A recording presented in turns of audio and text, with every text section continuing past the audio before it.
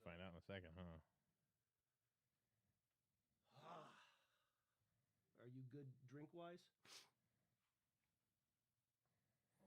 It looks like we're gonna be live. It says upcoming, Oh, snap. waiting for my old movies. Oh, no.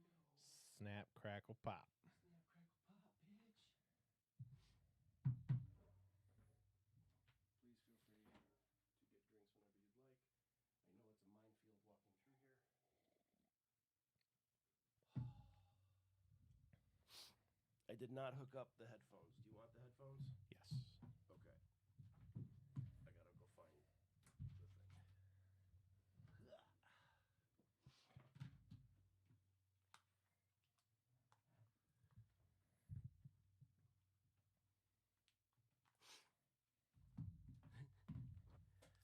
Nick and Tom were really nice to me today. They were messaging me back and forth. Nick calls me. He's like, "Hey, do you know you're live?" I'm like, "Nope. Thank you." It's like, "Yeah, been watching your crotch for the last 10 minutes." Check.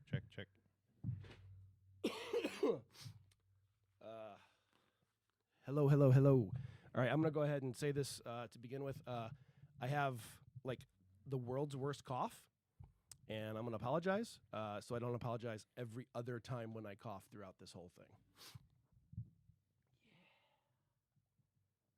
Check.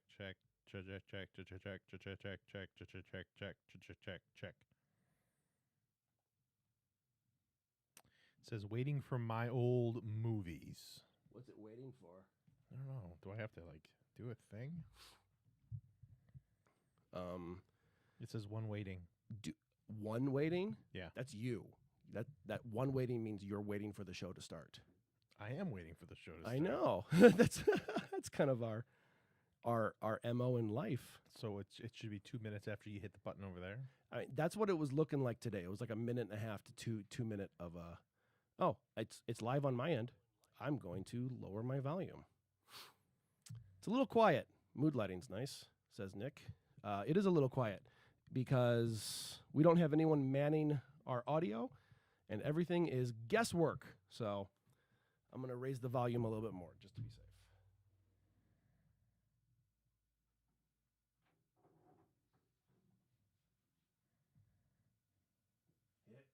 Okay. Check. Oh, that's way louder. That's nicer. Okay. Check.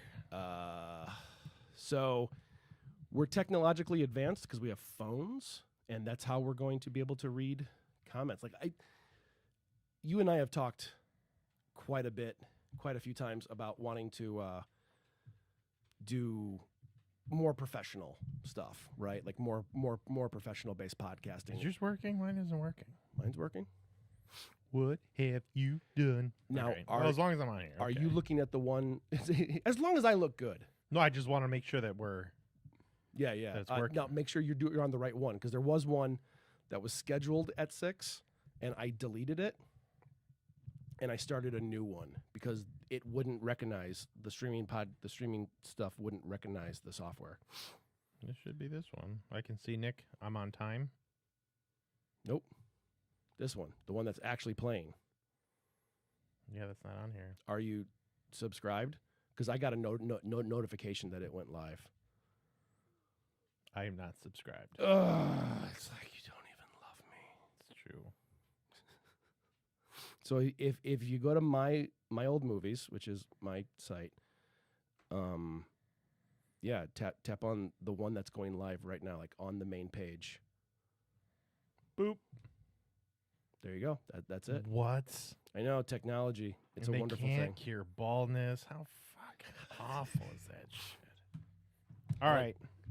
Well, okay, so we have to look at our phones and know who's got questions? Yeah, so that's what I was saying is sometime in the future, it would be really awesome to be like, hey, we got like a little screen here and we can bring stuff up and we can interact. And I actually have a thing called a Stream Deck that you can literally hit the buttons to pause or go to this screen or play music or do whatever. And I use it for editing. But we could fucking use it for what it's intended for, streaming. For podcasting. I know. So that would actually be cool. Live-casting. And then we could get a little screen over here with a feed. But I don't know how to do this stuff. Like it's really frustrating. I can make movies. I don't know how to live stream. I mean, you're doing it's good so complicated. far. It's working. I appreciate the love. I really do. And apparently, I'm no longer watching our thing. There we go. Okay, we got Nick. I'm gonna stop fucking around with my phone. Put this up. All right. Hey, So how's it going? it's going good. It is. Oh my We're God, live that's the streaming. first time I've seen you smile today. Really? That makes me happy. No, I was smiling upstairs. Yeah, but it It was was when I kind- was giving you a hard time. That's it. Yes. Yeah. Yes. I was giving you a hard time, and then I was looking at your wife and smiling, and I looked back at you.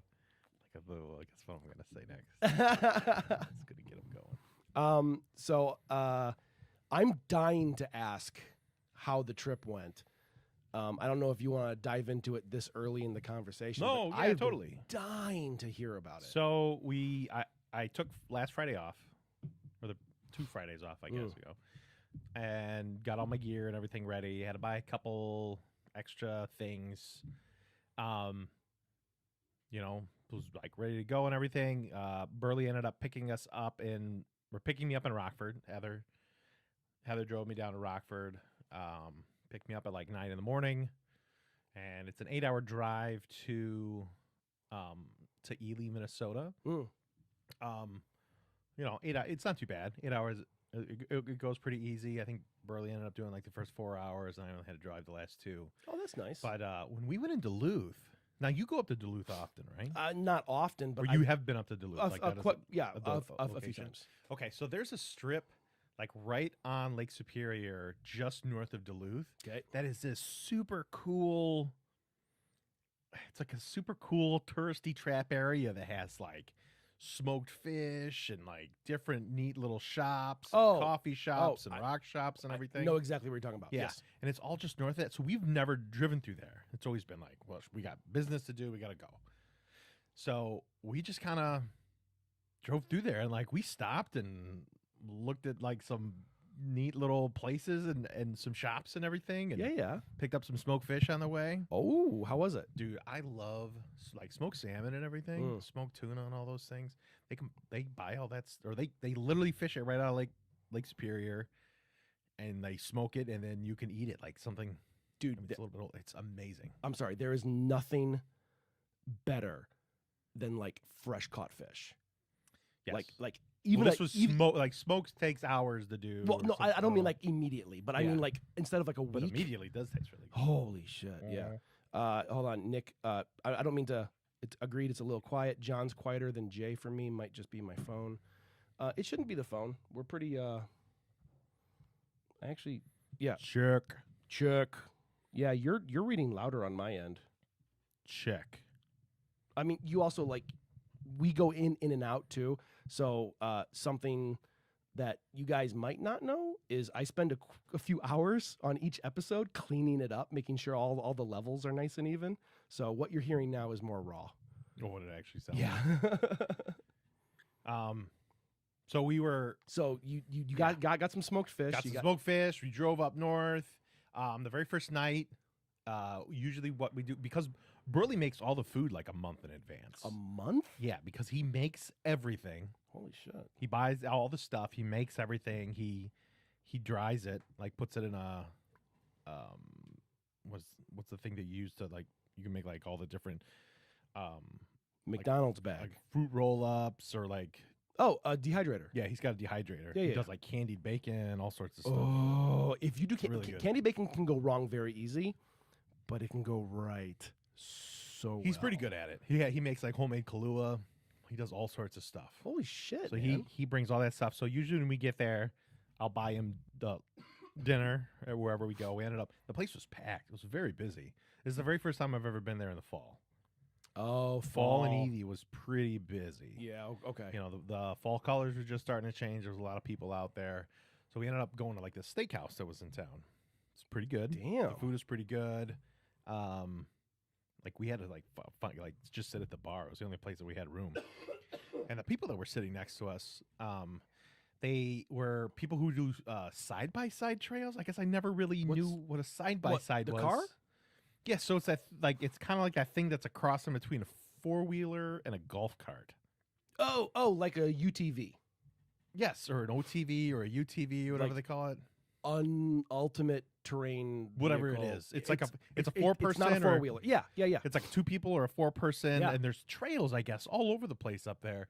And the people that were sitting next to us drove up from Minneapolis just on side trails, which I didn't know was a thing. Sounds so cool. And then on the way back, I was actually paying attention, and we saw these side-by-sides everywhere. Oh, It's just like in Colorado where they had like Jeep trails all over the place. They have all of these trails that just go all through these, all the lakes and everything and the forests up there. my dad used to do something like cool. this. Yeah. So cool. So they were sitting next to us and kind of talking to us about stuff. We ended up going to a bar there. We rented a house for just like the 2 nights. Oh, that's very cool. Yeah, usually we go directly to an outfitter. We sleep in a bunkhouse. It's not really big. We have his dog with him, Boomer. Oh, yeah. Boomer's an awesome Boomer, the Wonder Dog.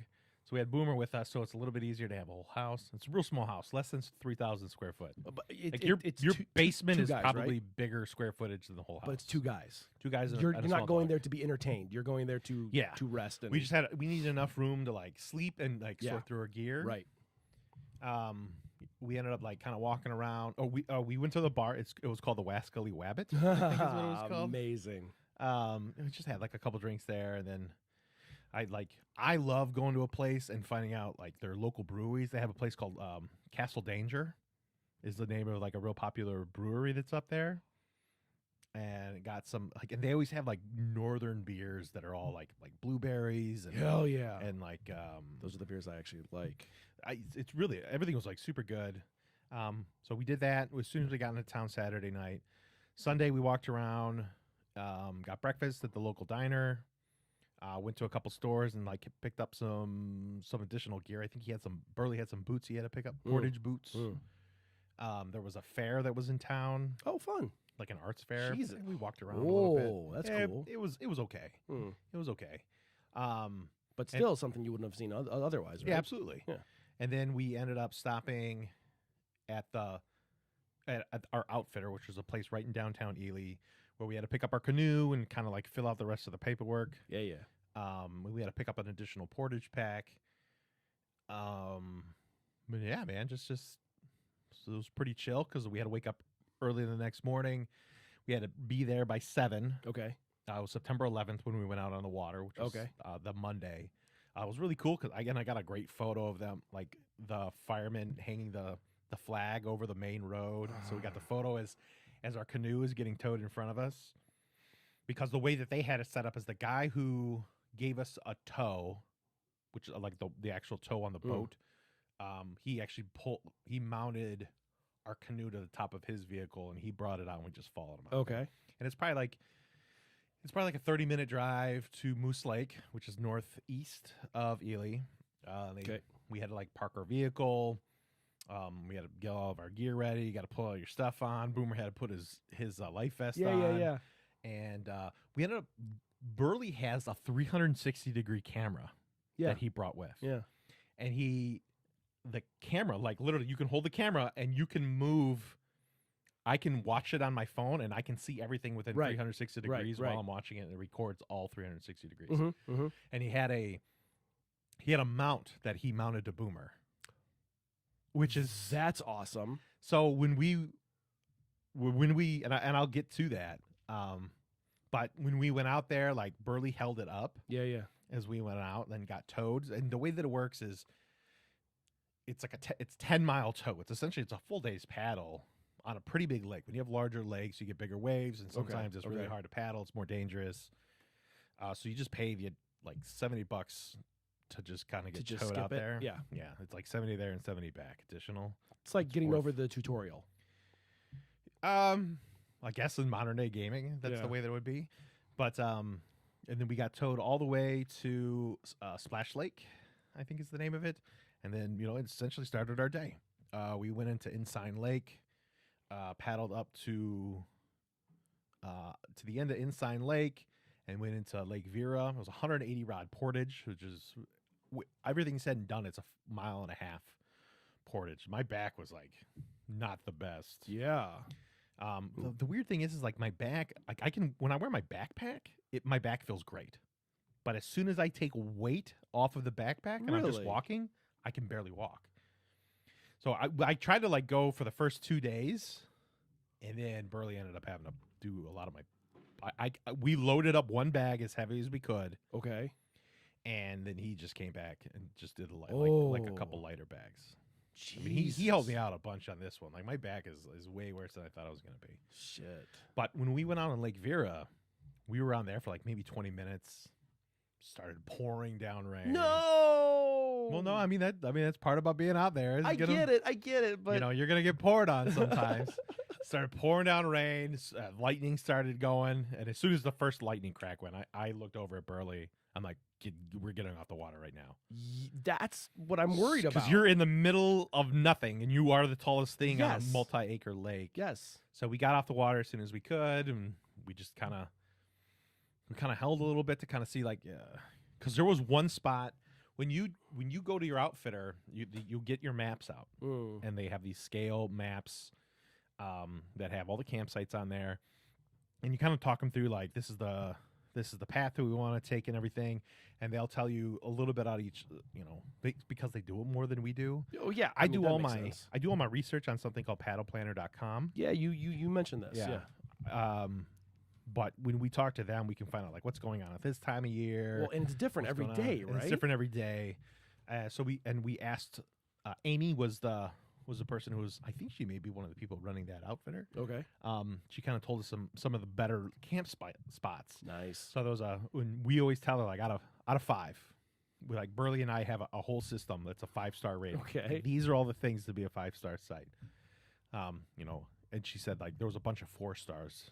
Okay. Okay. So we're shooting for the 4-star. We were over on the side of the lake. We were waiting for it to stop raining. It didn't stop. We hadn't heard any lightning in a while. Got back in, started paddling out. Crack of lightning almost immediately. So we're like, okay, as soon as we get to our very next spot, we're just gonna camp there. Okay. And the first thing, like all you can really do is you have to set up a tarp as soon as possible. So you can you just stop getting water dumped on you. Right. It was raining so hard. We just had to find spots that weren't puddles or mostly not puddles. And we had to build by the way that the trees were there, you couldn't even stand all the way up straight underneath our tarp. Okay. It's like it's real rocky, you're Well, yeah. it's not, That makes everything's sense. super straight. Sometimes you can't get high enough on this tree and low enough on this Yeah, tree.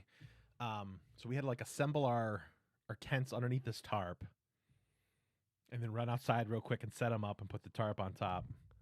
Set it up real quick. Then we had to change like underneath this tarp. I got to like look away because Burley's changing right in front of me, and I got to like look away so I'm not looking at his junk. Because you got to like get out of your wet clothes as soon as you can. Yeah, for like safety, for health, right? For health, yeah. You got to but like Burley has like way nicer stuff than I do. I didn't. Way I had nicer like junk. Yeah, that too. Yeah. All I had was just like a pair of shorts and like a couple other things. I didn't have much to. Okay, so he Get had more dry. like camping Yeah, gear. he had like way better gear. than I Gotcha. did. So yeah, you just kind of can't start a fire in it because all the wood's wet. Yeah, So you just got to go with like your camp stove, and we just we ate. And Burley and I, we love this stuff. Like, Hell yeah. I think it's awesome. Being miserable and embracing the suck is what's awesome. But like, and Burley feels really bad for his dog though. Okay. So here, that's a great question. How does? Because I know my dog, when it like thunders, she shits herself. Like she will like go to the corner of the room and like freak out. How is Boomer handling? Boomer's the greatest dog, dude. He listens. He because you have to like pick him up and put him in the canoe. Like he literally he'll go limp, so you can put him in the canoe. He runs around in the canoe. He lays down while we're paddling. Even in really rough waters, Boomer just sits. He chills. He's a great dog. He's an awesome dog. Awesome. And Burley had he's got a ground pad and then a bed.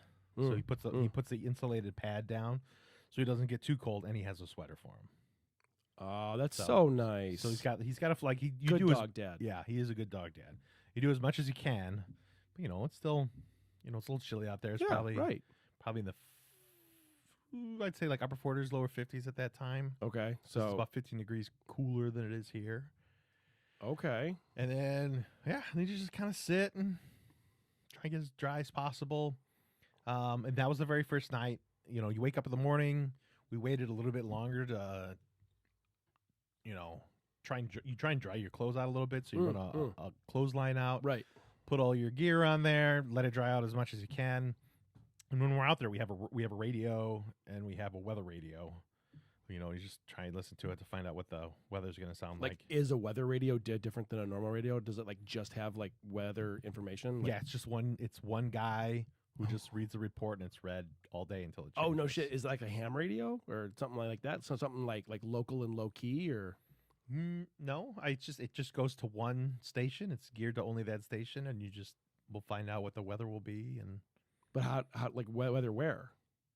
In your local area. Yeah, so if it's your local area, how do they do it? It's not just it can't just be one guy for the whole country. It's one guy for that area.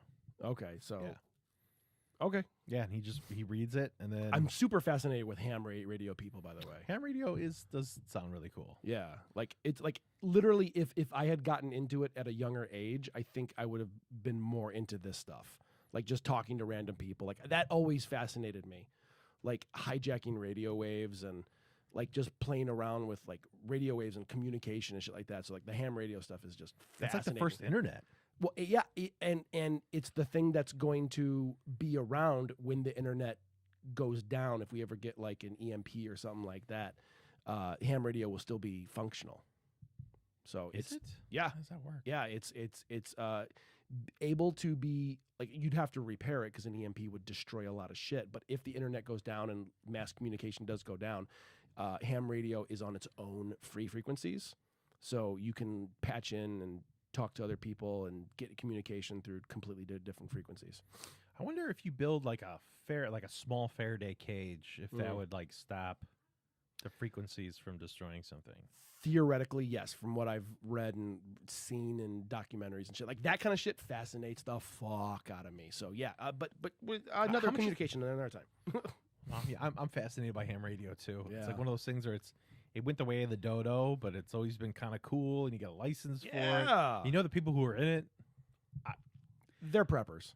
They're preppers. They're preppers, but they're almost always really, really cool. I don't know if I've ever met a non-cool ham radio guy. I don't think a ham radio guy is going to go the route of QAnon bullshit because, fuck, that's the worst thing I could possibly say. Yes, of course, people out there are going to be ham radio and the QAnon idiots, but it's also I think if you're taking that kind of time to connect with other human beings and build your own ham radio. I know you can buy them, but everyone I've ever read about or watched do a ham radio thing is they basically build their own shit. And to me, that's what's cool about it. It's like when people who build their own cars from scratch, that's fascinating. People who make their own wine, that's fascinating. I may not like it, but it's truly remarkable that people can do that. People are craftsmen like that? Yeah. Oh shit! I wonder if you can go to American Science Surplus and just get everything you need to build a ham radio. I'm actually, the last time I was there, I think they had a kit. Yeah, but don't you need a license? You need a license to do it. I don't think you need a license to build one though. I want to look into it. That's a different world from what I'm used to. That's not my thing. So I don't know. Because if you can't you dial into something? You can talk to somebody in Russia. Yeah, you can talk to people around the world. Yeah, that's why it's so cool. It's basically the original Twitter. We have a couple comments real quick. Do you mind if I do it? Okay. Nick says Honda makes a nice SXS with heat and AC for $20,000. Recommend. I'm guessing that's a UTV, the side by side that you were mentioning. Yeah. How much did you say it was? 20,000. The UTVs aren't cheap, man. My dad bought one. That's the one thing he wanted when he retired. If it's something to do, because I remember when I moved to Colorado and thinking well, shit, I won't be able to do my paddling anymore. I need to get a new thing, which was a big reason why I wanted to get a Jeep because they had the Jeep trails there. That's why. It's a cool thing to do. Yeah. I always wanted a Jeep in the mountains since I was a wee little lad. Yeah, I remember. But no, it's just a thing to do. So $20,000 is, in the grand scheme of things, not a bad thing if you're really enjoying yourself. If you're enjoying yourself, and that's my mindset is I'm never going to poo-poo someone for doing what they like. When my dad bought his, it was 25 or 30, and I'm that's a fucking brand new car. And he's yeah, but I'm in this every day. I enjoy doing this every day. And like it just suddenly clicked. I was like, yeah, okay, I totally get it. Yeah, absolutely. I totally get. And you worked for your money, so like, who am I to say what you should not spend it on? Absolutely. That's fucking horrible. Finding Ferrite says weather radios can save your life. I have a couple. The one for my home has programmable alerts. Yeah, yeah. If you got like Well, shit. with the way how crazy things are, remember all the this summer with all the tornadoes and shit. Yeah, that, yeah, like, yeah, ran yeah, through, yeah. the area. Hell, in Hawaii, if somebody would have had a radio, Yeah. because it was a hurricane hit Hawaii, but nobody knew about it. That's why the fire was so. How bad. much do these run? Do you know? I didn't think it was too much. Because that's not a bad idea to have on hand. I mean, I have bolt clippers on hand, and I think I'd use a weather radio before I use my bolt clippers, which If is you want, actually not true. like, what is it, NOAA, NOAA, everything for the weather is based off of the government's. It's a government agency that collects all the data to do the weather. We actually have video. This is our third episode with video, by the way, but our first with live. So I'm looking up on Amazon NOAA radio. Oh, these aren't bad at all. These are like $35. Yeah. I'm sure the more expensive ones have better features, like Ferrite was saying. That's probably programmable alerts, which is actually really nice. When people talk about how the government shouldn't be in charge of everything and everything should be privatized, the thing that they always talk about, NOAA is probably one of the greatest. Weather? Yes. One of the greatest things the U.S. government does. I watched a documentary about this, about like how a lot of people are privatizing weather information, and it's something that we've paid for already. and it's something that's already been we've bought. bought it already. Yeah, it's like so They're like, selling something that you've already paid for. yes. So like you can find all these weather informations, but the problem is like the interfaces, the GUI systems, the graphical user interface isn't as flashy or nice to play with when you're looking for weather stuff. So like the government sponsored stuff is just not good for unuser friendly. You know, it's like it's great information. It's free. It's just not pretty. It's basically the Linux to Windows. You know, like I'll pay for Windows because I like the GUI system. I like how it operates. But when Linux is free, you know, it's like it's the same mentality. I can always get my weather from the government and stop paying for fucking weather information. Exactly. Yeah. Anyway, and it's not just even like NOAA. Like there's a guy who works for NOAA who he just decided, I think it would be a good idea to know what particular types of shapes and what particular shapes do in certain currents. And he'll test things of like a object that is shaped like this will act this way in this part of the ocean. And that's the guy who figures out, like, if you're a person who's stranded, like a boat is going to act differently in a current than a guy in a raft. No shit. Right? So this guy did tests for decades. Like this guy has saved countless lives all over the planet because it's not just our country, it's other countries. Yeah. And that's, the government's working great when you don't know that they're working. Yeah. And NOAA is one of the greatest. Okay. Yeah. Okay. Yeah, the book, The Fifth Risk, he does like a whole chapter on NOAA. It was the guy who wrote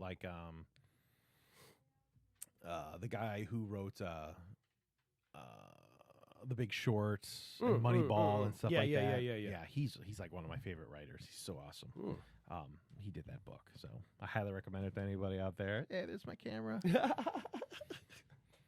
That makes me so happy. I don't know why. Like you would be the one person I would watch like every episode of, no matter what you talked about. You know, like if you had like a history of the Civil War, like I would watch it. Like Ken Burns shit, I can't stomach for more than a couple episodes. But I would watch any of it. I love Ken Burns. No, I love the man. I love what he can do. I'm just so bored. Like if you've watched one of his programs, you've watched them all. They're all designed the exact same way. Yeah, but it's consistent, and he packs in a shit ton of information in there. Yeah. And it's like real, a lot of first person, which I stuff, love, which is really amazing. Yeah. I think he's doing a whole thing on fascism now. Chris says hi. Ah, that's he's specifically nice. doing it because of Donald Trump, but he's doing a whole. Ken Burns does fascism just to like remind people what fascism was. Really? Yeah. Oh yeah, no shit. Okay, that's awesome. I don't know. I think it's in the works or it just got released. I don't know. I don't know. I didn't look too much into it because that's bad podcasting. But I talk shit about Ken Burns, but I've watched most of his stuff. I didn't finish Jazz. I couldn't get into it. Oof, Jazz. And I got like 7 into baseball. And I just, baseball's good. I like stopped baseball. giving a shit. Civil War, a lot of people Civil did. War, I watched. Vietnam was incredibly Vietnam informative. was jaw-droppingly good. Yeah. Did he do World War II? If he did World War II, I don't know. yeah, That doesn't ring a bell. That doesn't ring a bell. Yeah, I like his stuff. Very thorough. Yeah. Well, and then he brings in the emotional engagement with it, which is actually what keeps you engaged in it. Like me, you could tell me facts all day. I don't give a shit. I don't. I will lose fucking interest. But if you tell me a story, it's going to click. Something's going to trigger me to go, oh, that's why it's interesting. That's why I'm engaged with it. Like I'm reading a lot of marketing books. When I say reading, I'm listening to audiobooks. And they'll tell you all these stats, and I'm like, I don't fucking remember anything. Like none of it makes sense to me. But then they'll say like, well, let me tell you a story. And then in the story, I'm like, oh, that's how it all correlates. That's how it all comes together. That's how it's doing it. And like then I'm like, I understand what you're talking about now. Well, like when you're listening to audiobooks, I know Audible just recently did a thing where you can actually look at the PDFs that they're referencing inside of there. And often if a graph is done correctly, you just need to instantly just look at it to know what they're talking about. A good graph. No, I'm not poo-pooing graphs. I love graphs, dude. I love data to support information. But I can't just look at a graph and go, cool. You know? Well, based off of what's on there, like if you, like you said, but a small story plus the graph to actually back it up, 100%. that is incredibly powerful. Yes. Yeah. I mean, that's why I do what I do, because I love the story. What are you reading and/or listening to? I'm reading or listening to. I just listened 3 times in a row brand storytelling, which I'm head over heels in love with, because basically the dude talks about anything you put out there, branding or marketing wise. All my shit's marketing. That's what's I'm trying to up my game in my job. And he's comparing advertising and commercially marketing to movies, and how you break a movie down into 7 distinct steps in the movie. You do that with marketing too, and not just marketing. Like, what are the like 7 distinct steps? I can look them up for you, but does it have anything to do with the Joseph Campbell thing? Not really. Kinda. That's where I thought it was going when I first listened to it, but not really. Is he pushing it on his metaphor of the 7 things? Can it be applied to every single movie? Yeah. I mean, not every single movie, because you can't take art house films into effect and things like that. But a basic Hollywood style movie, that introduces you to a protagonist. You follow their journey. The Joseph Campbell story circle. If that's the Hollywood film, But yeah, he keeps talking about Star Wars, and I'm like, oh yeah, I understand what you're talking about. Thank you for dumbing it down for me a little bit, and I really appreciate that. One of the books that I read for my thesis was Architecture and Advertising, and the big reason I read that is just for if there's going to be kind of like the future of architecture and social media, you have to talk about how it's going to be paid for. Of course. And it was very interesting they talked about kind of how advertising has evolved. Very interesting. Highly. The history of advertising is very, very cool. Yeah. Where are we at now with advertising? Right now, everything. I'm actually just finished another book called Marketing Now. And it's all about like everything, how you thought things were done marketing wise is out the window. Like if you say, hey, I have a mop, you should buy this mop. It's a very good mop. No one gives a shit, because we're being inundated with ads nonstop every day. You are seeing, I mentioned this the last time we were talking. It's either 300 or 3,000. Every person on average, sees either 300 or 3,000. I don't know which one it is. Brands per day. And that's just like, I mean, right here, you're looking at 3,000 seems more. WBC. 3,000 actually starts to sound more understanding when you actually look at what's in front of you. Now imagine leaving the house. Jesus Christ, dude. Everywhere you go, you see a fucking brand name. So imagine being that saturated. And then you see someone going, here's my mop. I don't fucking care. But if you, like, the big new thing is value. You know, like, what are you as the brand, as the company, wanting to sell me something? What are you doing for me without asking me to pay for anything? What are you giving me? Are you giving me knowledge? Are you giving me a joke? Are you telling me a story? Like, that's why commercials have gone into funny stuff. That's why there's funny commercials, because it makes you remember the product, because it makes you go, oh, that made me laugh a little bit. Bill Burr's advertising is the greatest advertising ever I don't for know that it. reason. I don't know it. He's just funny because he literally makes a joke about everything that comes across his desk. He reads it. He makes fun of the way they read it. He makes fun of himself because he can't read very well. Yeah. And he makes fun of every single product. And it's incredibly memorable. And that's what it boils down to. If you can actually remember. Meundies, no more sweaty balls, but boop, boop, boop, meundies. There you go. Meundies. Yeah. He does it all the time. If Making fun of Sherry's Berries. Sherry's Berries dropped him. You're talking about the sponsors. Yes. Oh, okay. Hilarious. Super memorable. You know what I do when I hear other people? Yeah. Like they'll do the sponsor at the beginning and they'll try and hide in the middle to make sure that you listen to it. When Bill Burr stumbles over reading things, I love that shit. and he hates doing it, but he knows that he has to because he wants to pay his bills. Yeah, right. And it's fucking hilarious. That to you get me to read feels like comments, by the what the future of advertising should Oh, be. and that's where it is. So like advertising went away from, like, we no longer play commercials on podcasts.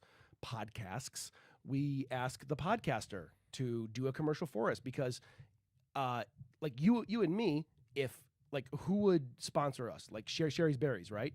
Sherry's Berries, if they put a commercial in the middle of this, our listeners aren't going to give a shit. No, unless we can make it funny. Unless we and we make fun of style. Sherry's Berries. That's and they it. don't get it, and they remove their advertising. But I mean, that's the point, right? Like, the point is to connect with the audience. So that's why advertising is going into a more micro, universal type of thing. You know, like you have your. I'm just going to leave this on the table if you want to read comments or anything. But like, that's why, you have the giant things like Nike and Coke and these monster companies, right? And they can do some fun stuff, but they can't do edgy shit. They're too ingrained, so they can't really. They can push cool new shit. They can do AR. They can do all this big new free activities. Like, what are you giving away for free? You're giving away all this stuff, but they can't push truly next level, like what's going to change the landscape kind of thing. I don't know. I mean, those huge brands at Super Bowl seem like they're really kind of pushing the edge of. But it never seems engaging enough. I mean, literally. I haven't watched Super Bowl in a very long time. This last one, the 2023, what I did was the day after the Super Bowl, I collected every commercial that was played in our realm, and I watched them all. Wait, they play different commercials depending on where you are? Yeah, different Are you regional. serious? Not the big ones. The big ones are what they are. But a small company is going to get in a regional area versus. I didn't know that. I thought you were paying for. Okay. No. So, but I mean, then again, you're not on the prime time. You're not in that sweet spot schedule. You know, you're getting that shit time when people are actually checking what else is going on other stations. But I watched every one. It took me 4 hours. And There's 4 hours of commercials? Different regions, different shit. Yeah. Oh, so okay. Well, and it took me 4 hours because literally what I did was I would watch it and then I would talk to the camera about what I liked about it and what I didn't like about it. So there's not 4 hours of commercials. So I watched all of them and I did a review. I got slammed because a bunch of them I had to take down because it's copyright material, even though I am changing the fucking thing anyway. I'm still kind of sore about that. I don't know where I was going with this. Oh, yeah. So the big ones, the big names, like, did someone just talk at us? Like, did a ghost say something? No, there's a spider a couple inches away from my face. Where? I'll save you, John. Why is there a spider right by my face? Oh. Why is there a spider in here at all? I'm sorry. Charlotte's not happy now. But I'll be the pig. So, Okay. Wilbur? Is that the pig's name? Yes. Advertising. So you got like the really big ones, right? The really big companies like Bush, Budweiser, Coke, like the really big movies that are coming out this year. They're all really fucking boring. What like, makes them boring? I mean, not boring as in like dumb, but like you have so much money to play with, right? But none of them have heart. None of them really hit home. None of them really connect well. And then you get like the smaller companies, like there was a like an online pet food ordering system for like pet medications, right? And I can't remember exactly what it was, but I watched it like 3 times in a row. I was like, holy shit, how is this so fucking good? It's so compelling and so like it wrenched my heart in 30 seconds. And I'm used to watching this stuff. You know, I'm used to seeing like, okay, well, this in 2 seconds, the music's going to come in because that's where they want you to sting the heartstrings. And it did. And it hit home so damn well. So it was really good. But like none of the big names did anything interesting. It was very like by the book, you know, like nothing really felt out of the box. And I think if the more we're thrown commercials and advertising and marketing at our faces, the more we have to think out of the box. We have to do something a little bit weirder because now you're just white noise in a crowd of white noise. If you're just trying to buy a mop, no one cares. But if you have a lady in a kitchen, I'm just pitching this off the top of my head, who like the announcer's like, using our mop will clean your thing. And she's like, I don't clean. No. And then he was like, you should clean your floor. She's like, no, I got stuff to do. If it was like that annoyingly, like, why aren't you? Like, there's a great commercial. It was for a feminist group. And I forget the name. But it's 30 seconds long. And 20 seconds of it is dead silence. There's no sound whatsoever. And you know, like there's That sounds awful. It does to a point, because you know how you watch commercials and they're always louder than the programs and it's just blazingly annoying. But now imagine 20 seconds of silence. It's almost deafening. Like when you actually take sound away, it really, like 20 seconds is a long time. 5 seconds is a long 5 seconds is a long time. Because that's the 5 seconds before a YouTube video. I think that's the only time I ever see the only time I see advertising is the first 5 seconds of something. Which what I tell all my clients is don't advertise on YouTube, because if you're literally going to pay to advertise on a platform where people literally count down the seconds until they can skip your ad and not pay attention to you, why are you wasting your money? There'll be, if I see something that I want to see, like if it's a movie that I didn't know was coming out, I will watch it. Will you? I will. If it's the thing that I will watch the most will be movie trailers. Especially if it's something like I didn't know about. Like I didn't know that there was going to be another Indiana Jones movie until I saw it on a trailer. I was like, whoa. I'm very interested to see where we're going with Wait that. So let's stop talking about me, because I still want to get back to your trip, because there's still epic amounts more story to be told. I mean, I paddled. I didn't die. No, don't give me that shit. There's so much stories in there.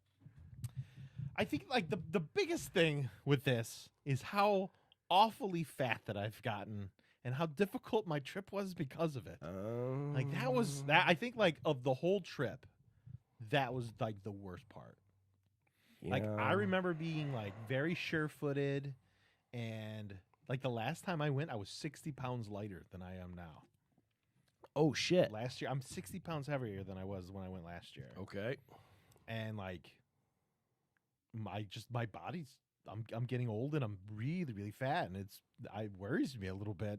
Yeah, I understand. Like, you know, you don't want to get like if you're fat, like it locks in. Now you're fucked. Mm-hmm.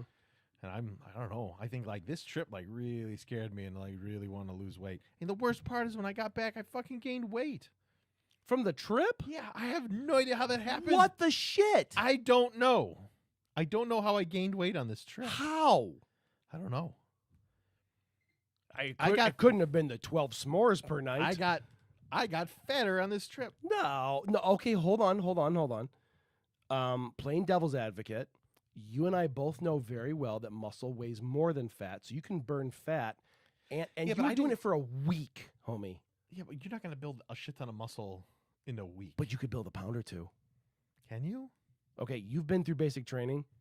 You know how fast you shed the fat, but you're also building muscle in that time frame. I lost muscle. I lost muscle and fat when I was in basic training. Well, I know you lost fat. Like, dude, I remember I saw you at the end of basic training. Like you, holy shit, man. It was scary. I look like Skeletor. You were down. Yeah.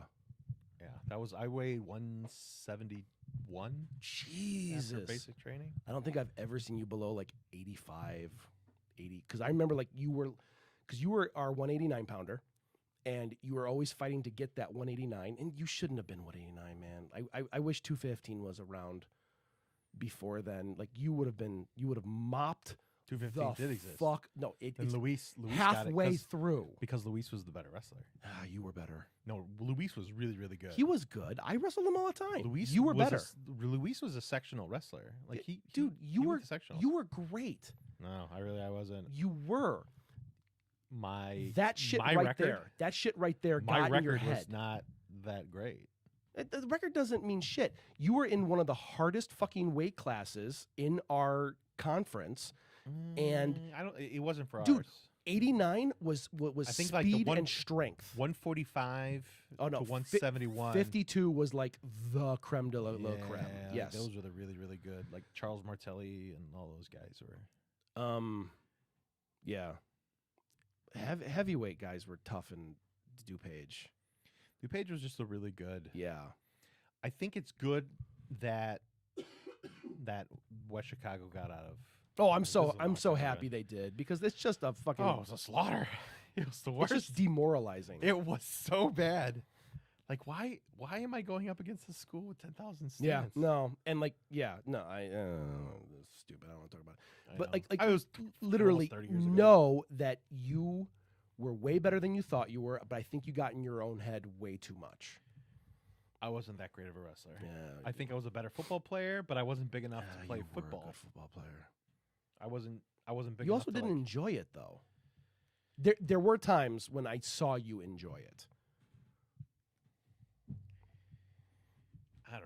I don't know. Looking back on football, I wish I wouldn't have done it. I mean, you wish I and wouldn't I have have done talked about this a lot, but you were really good.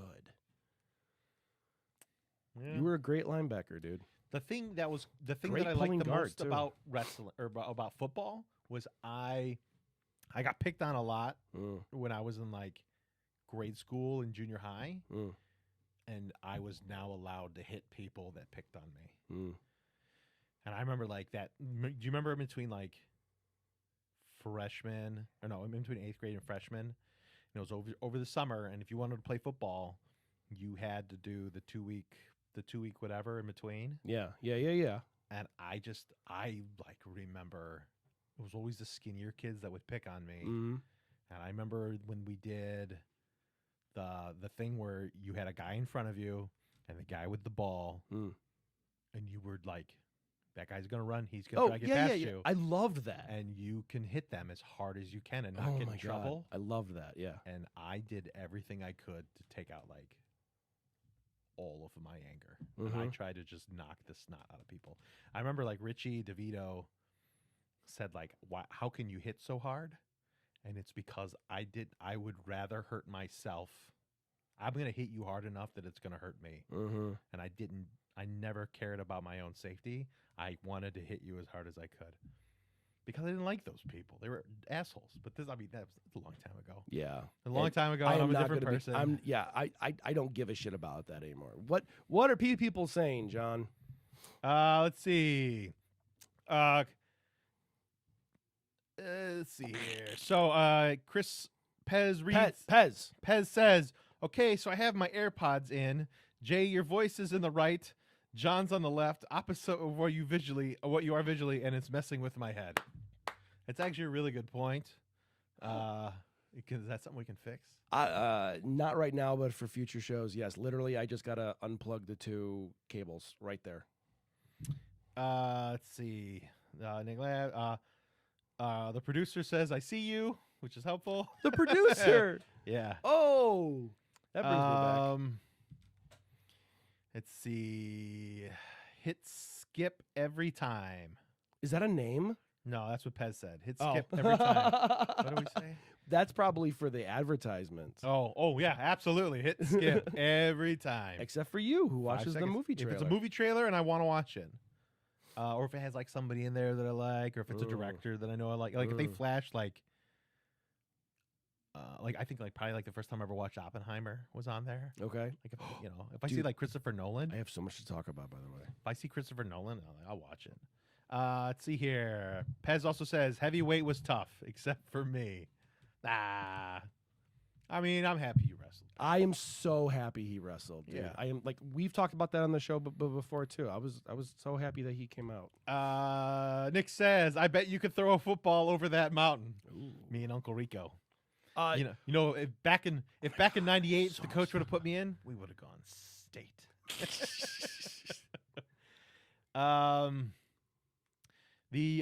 Nick also says, also we're all dumber for the CTE we got.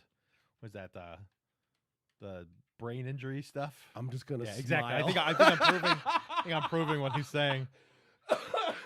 And then Pez says yes for the advertisement. Yeah, good.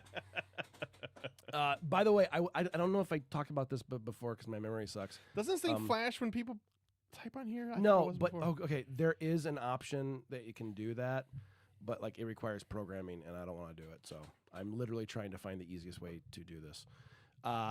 So I watched a movie called Terror Vision. Did I talk about this? No. Uncle Rico is in it, and he plays like a punk rocker from the 80s. Is this young Uncle Rico? Yeah. It is fucking awesome. It is so much fun. It's extremely tongue-in-cheek. Like, the filmmakers knew they were making a schlock film, and it's so much fun. It also stars a... do you remember Better Off Dead? Do you remember the French girl from Better Off Dead? Yes. Dude, okay, I had the biggest boner for her. Me too. I I remember trying to seek her out in other movies because I had such a giant like crush on her in the 80s. I remember seeing the movie for the first time and just going like, oh, she is the hottest thing ever. I need to watch every movie she's in, and I never saw anything else. Is she French in real life? No, she is not. So is she American? Yes. And she plays the teenage daughter. She was. I mean, Better Off Dead is very underrated. I love that movie. It is so fucking good, and it holds up today. It is still hilarious. 100% agree. I wish they would make movies like this. Like they have like the random thing of claymation. And he's just sitting there like singing and dancing. Everybody wants some. I love the Asian drivers who only learned English from watching like Howard Cosell. Yeah, they learned English from watching racing videos. Yes. It is a great movie, and so that girl plays in Terror Vision as the daughter character, and there's a bunch of other like faces in there that you'd know from other things. But it's a great movie. It's so much fun. It's alien comes down to Earth through television television waves, and starts killing people inside of a house. It's gloriously fun. I would watch that. Yeah, it sounds like big names too. It's a stupid amount of fun. I also watched the One Piece, the live action version of One Piece that came on Netflix last week. One Piece, for those of you who don't know, is a extremely popular manga and anime series. I think Dragon Ball had 500 or 600 episodes over its entire lifespan. Mm-hmm. One Piece, as of this week, is at 1,076 episodes. That's a lot. It's massive. It started in 98 or 99. I have a hard time seeing anything that's been on that long being good. Yeah, okay, so the animation is Simpsons. shit. Simpsons is awful. But the fans of it swear by it. Yeah. They're like, it just gets better and better and better, they say. I can't take the anime. The art style is one thing. I don't mind a bad art style if the animation is okay, but the animation is shit and I can't stomach it. It's made for kids. It's a kid show, okay? The live action show, it's like everyone involved with the series, and I was 100% anti it until I watched a review of it on YouTube. Okay. And I was like, I will give it a shot. I will give it one episode. Andy and I both watched it, and we immediately said, holy shit, we're going to watch the rest of this series this weekend. Okay. I have a question for you then. Please. So the animation's shit and you don't like it. You think it's for little kids. Yes. But the story is amazing. I wonder if there's a Star Wars related thing that is just like this. And you're really missing out on stuff if you don't watch it. Okay, before we jump into that, because I would love to have that conversation, One Piece is amazing. The live action version is amazing. I actually want to rewatch it like now because it's so rewatchable. The characters are so good and the story is super, super, super fun. And it is the only thing I have ever seen where they actually bring anime to life.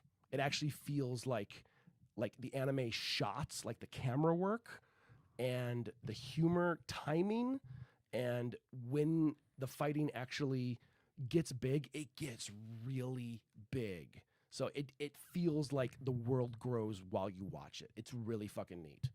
It's really good, dude.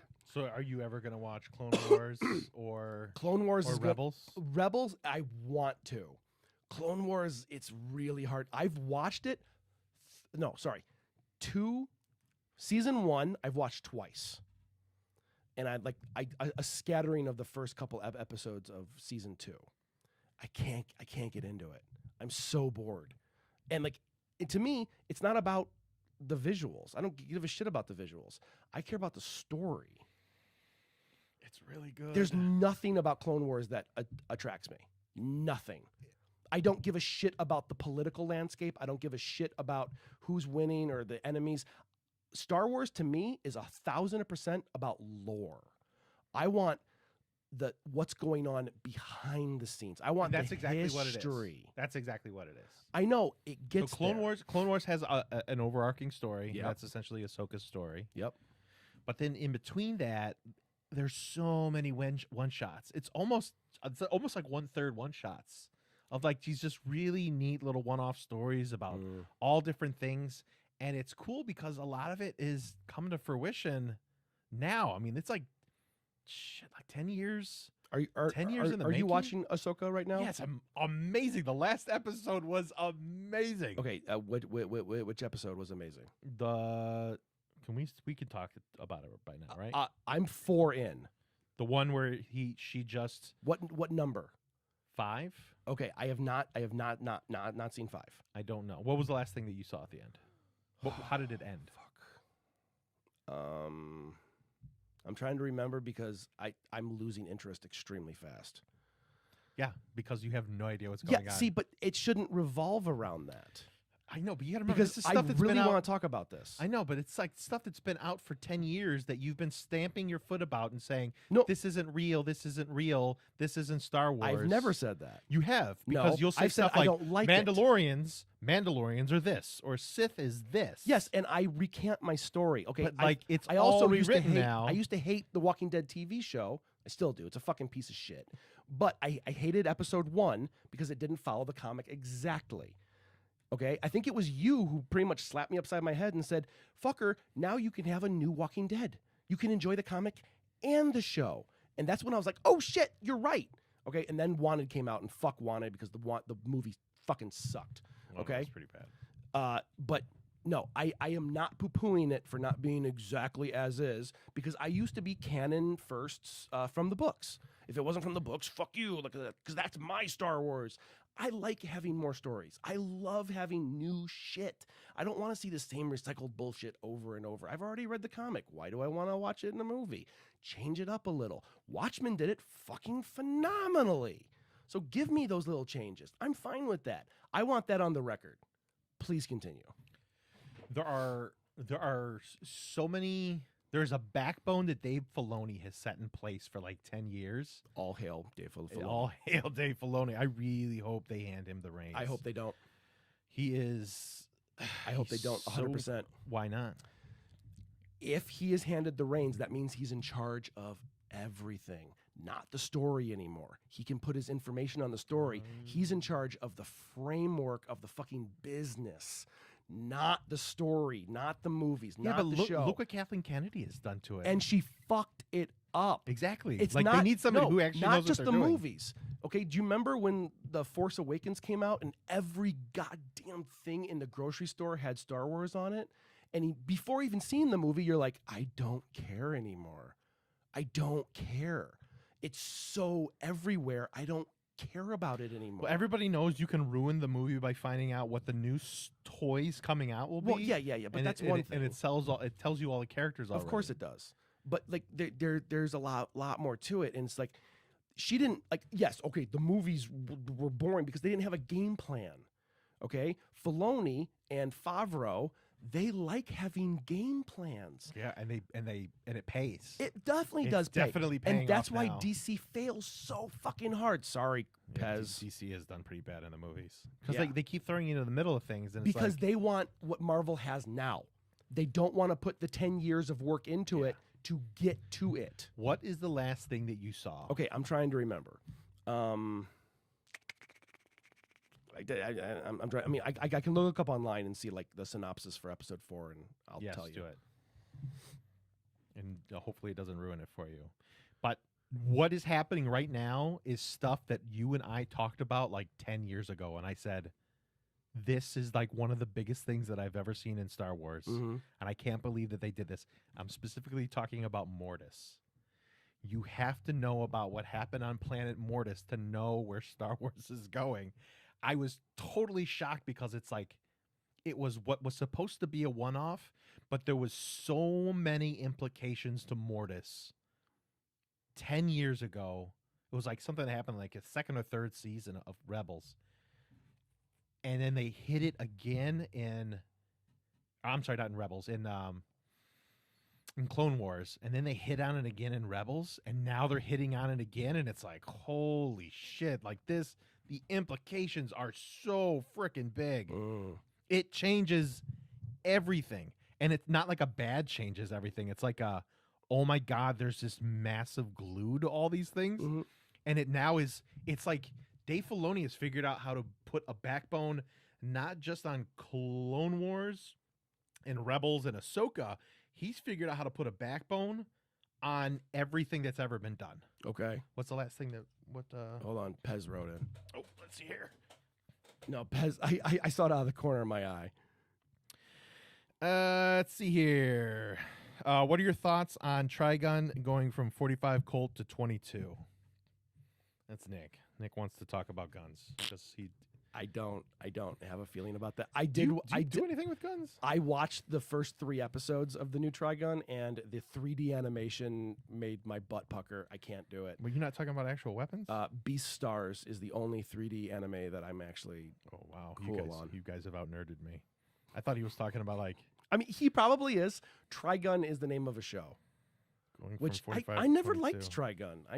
I never really got it. It seemed very simple.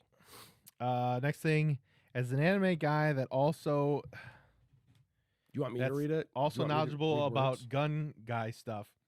Is that a proper character move, or just bad choices by people that don't know better? Oh, I will say this: the Japanese artists who deal with gun culture are way more knowledgeable than anyone here. I met this guy at an anime convention, and I asked him if I could take him shooting. Mhm. Okay, and he said, "Well, I appreciate it, but 8 other people have already asked me to do this." And that's the guy who did Gunsmith Cats. I don't know if you ever saw. I've that. heard of it. And his knowledge of guns, like, and the guy who did the Ghost in the Shell, Odo, fuck, I'm forgetting his name, and the guy who does Trigun and a bunch of other people, like, they know guns epically more than we do because they're not allowed to have them. And imagine being so obsessive, compulsive about something and not being able to actually touch one. So you just read and read. Wait a second. So you're talking about an incel guy with a Japanese anime girl? That's it. That's exactly it.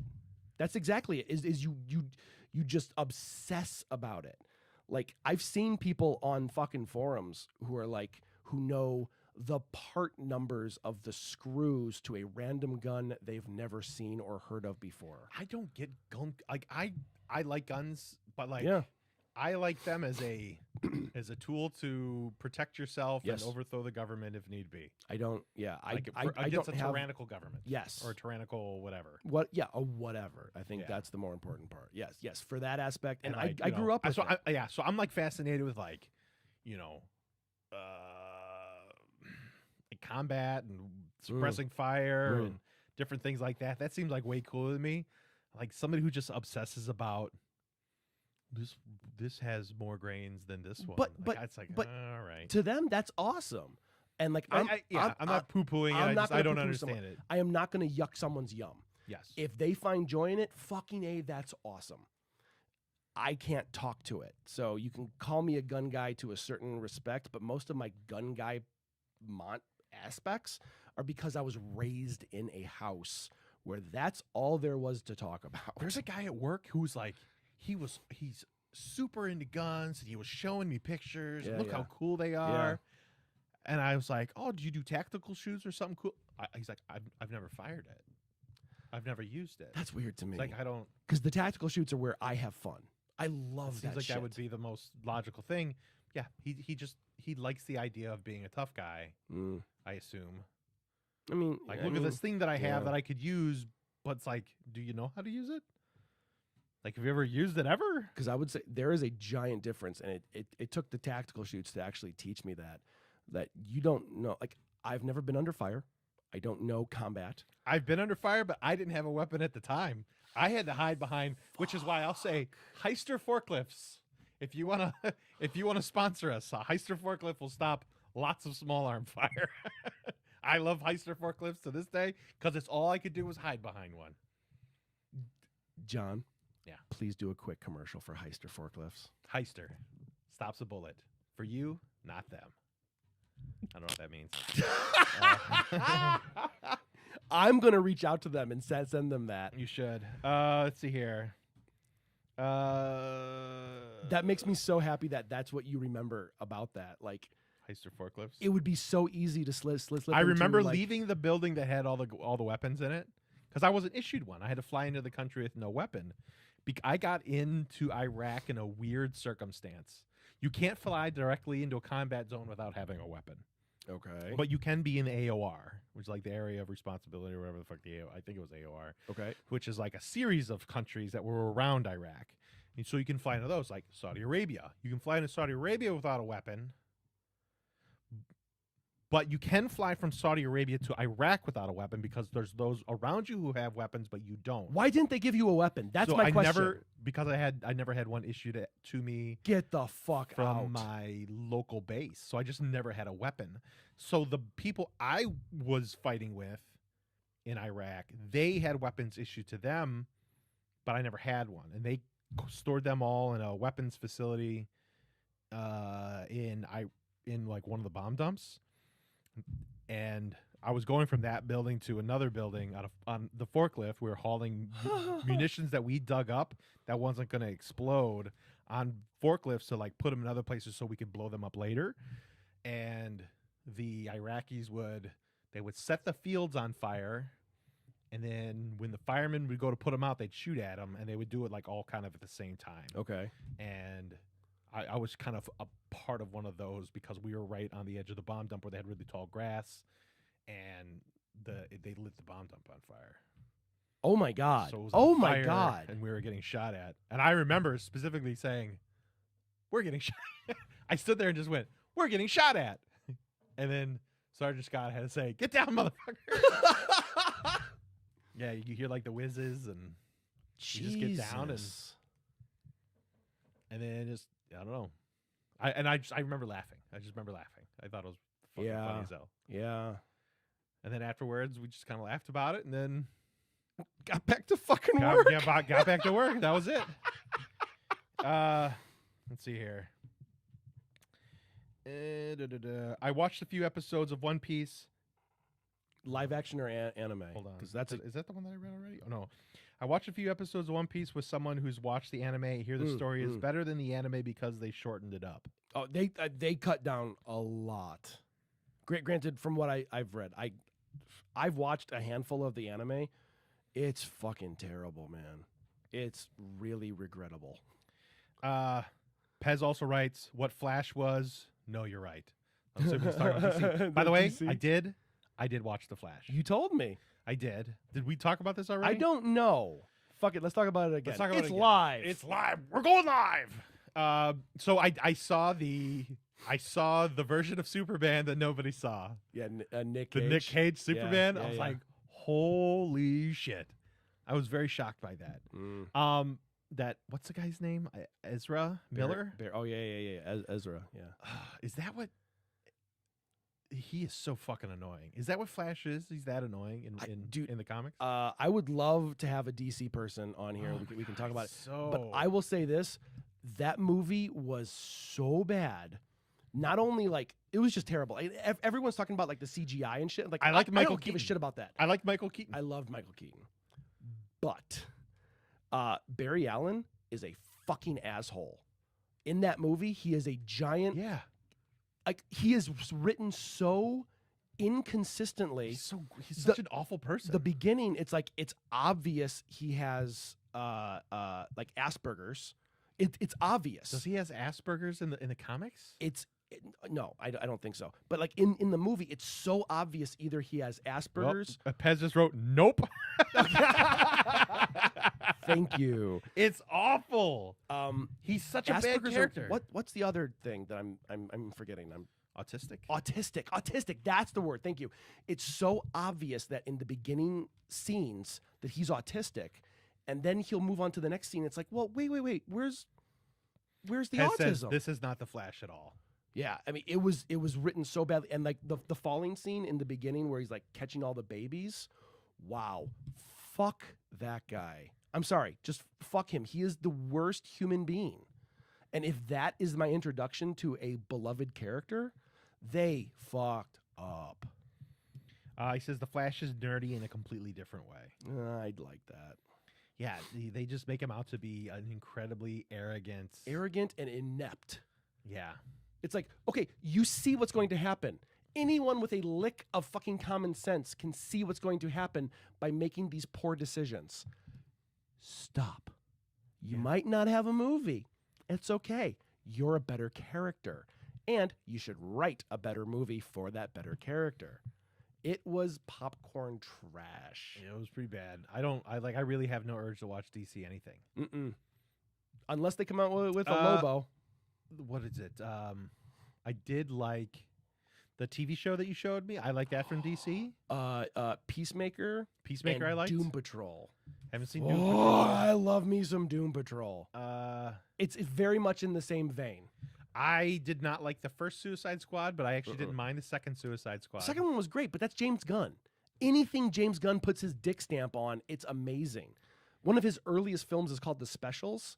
It is It is on my top 20 list for a reason. That? Yes. I love The Specials. Yes, it's a great movie. It is. And like he is an amazing storyteller because he understands character. He understands why we want to watch something. Yeah, it's Which Pez said what did he say? DC makes me sad now. I really hope James Gunn fixes it. Yeah, I mean, so here's the thing: is they put James Gunn because he finished his contract with Marvel. He did Guardians 3, which by the way was really fucking good, and he's working as the head of DC movie. He's like the Kevin Feige of Marvel for DC. So if that's the case, I will give them a chance. Okay. Pez says that is Impulse, his grandson. I don't know enough about DC. That is Impulse, his grandson. Nick Prey says Doom Patrol. Pez says It's a good show. It's Titans a great show. was good. I couldn't get into it, but I tried to. Nick says Brendan Fraser. Brendan Fraser plays the lead character, or one of the lead characters in Doom Patrol. Amazing. Huh. And you never see his face, by the way, except for flashbacks. He's mostly in like a caged head, like a helmet the entire time, because he's not a human anymore. Is this new or old Brendan Fraser? Oh no, it's new Brendan Fraser. It's fat Brendan Fraser. Fat Brendan Fraser? Yeah. Did you see The Whale? Yeah. Fat people don't move like that. That movie sucks. I think dude. I'm fatter sorry. than The Whale. I'm sorry. No, you're not. No, you're I'm not. pretty sure. I think weight-wise, No, I think you're I'm actually not. bigger than The Whale. No. I'm sorry. That movie was a joke. I It was laughing. It was really, more really than- bad. Like, and Darren Aronofsky did it, and that's shook me. Yeah, me too. Every time. Why did he like Brendan Fraser? Like the he sound acted. effects. He acted as good as he could with what was given to him. Okay, here I'll He give it acted his ass off in something awful. the acting. Here's the thing: is his acting was so good. He was great. Everything around him didn't try. The Yeah. sound effects alone, I kind of want to like go back and re-edit it a little bit and just amp up the sound effects just a little bit, where it's going to become comical. It's going to become like a Looney Tunes episode, because the sound effects alone were funny. I kept That listening. he's making from trying to move around. No, just everything in the whole fucking movie. Like every sound effect was like a little too loud. Where if you can stop in a movie and go, hey, I know that sound effect. Like that door creak or something like that. Like there's a door creak in every fucking movie. Or the Wilhelm scream, right? As soon as you can know, I know that sound effect, you've taken me out of the story. And their sound effects were all like these like It was like a package. of Warner all, like, Brother the- package. Yeah, exactly. And they just were a little too loud. So like the movie was comical to me and I didn't want to laugh, but I kept stifling a laugh through the whole Just watch thing. You know, I think is it okay. So if I would have watched that in a movie theater, right? I thought about this. and other people would cry. Am I allowed to laugh? I don't Am I allowed to know. laugh because I'm fat? I'll be like, I'm fatter than him. He's one of my people. I can use that as my word. You don't get to laugh at him. Yeah, I you- get to yeah, laugh at him. You don't get to laugh. I'm the fat one, not you. You don't speak for me. So speaking of The Whale, I watched a Godzilla movie this weekend that I've never seen. Did you? Andy is going down this spiritual journey of wanting to watch all the Godzilla films. In order? No, because we started that way. We watched the first two. Oh, I think it would be great to do it Oh that my way. God, dude, the first one is remarkably good. The first Godzilla. Yeah, 1954 Gojira. We watched the Japanese one, and then we didn't watch the American one yet because when it came to America, they cut out 40 minutes of the movie and added in extra 20 or 30 that have nothing to do with the plot whatsoever. So like the film is really good. It's kind of shocking because like you're expecting just a big monster movie, and Yeah. literally the entire movie is this like inner turmoil film where it's like we should not have fucked with the earth. We should not have dropped the bomb, woke him up and fed him energy and pissed him off, and we should not be at war. It's an anti-war film. Like that's what it boils down to. It's an anti-war and introspective, like what did we fuck up? Is it the Japanese or is it Americans? Oh no. It's Is it- Japanese. What, they didn't drop the bomb. No. We did.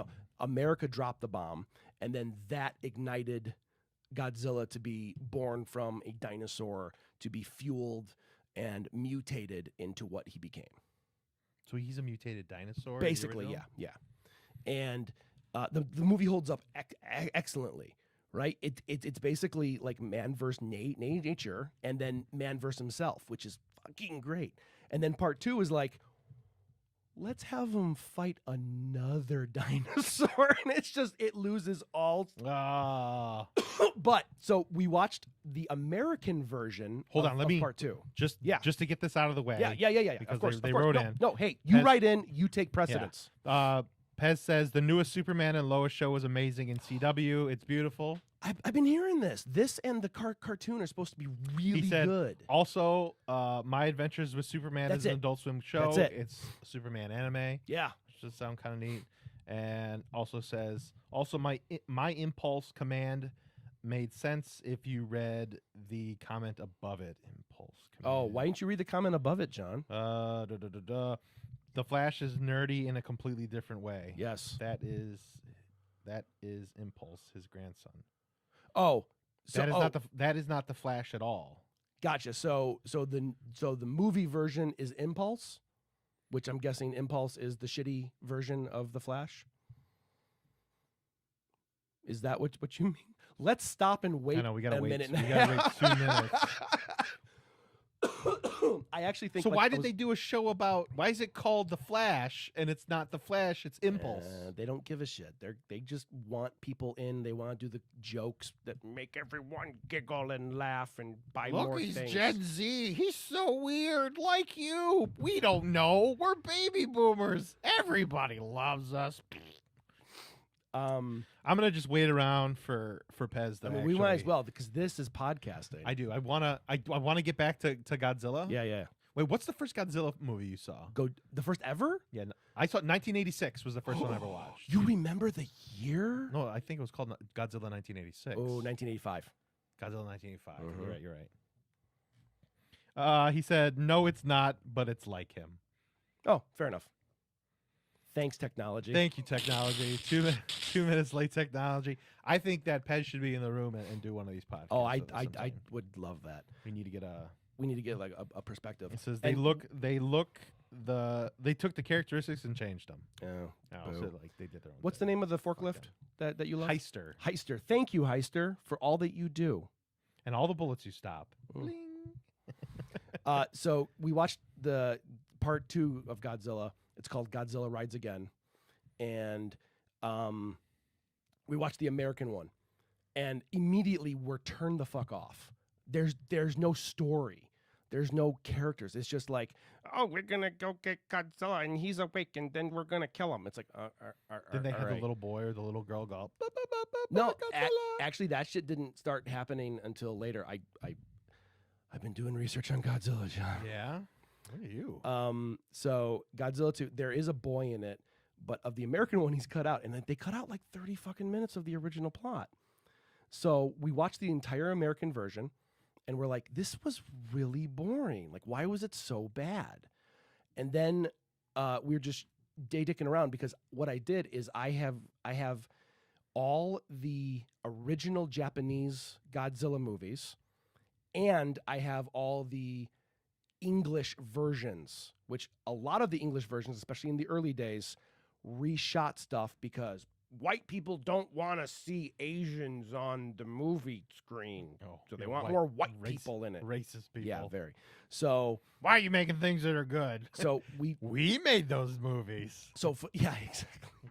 So I wanted to like just see what the voices were like because all the voices were dubbed in English, and it was like, oh, this is not good. So I wanted to see like, oh, were they actually translating the correct words, or were they making stuff up for the film?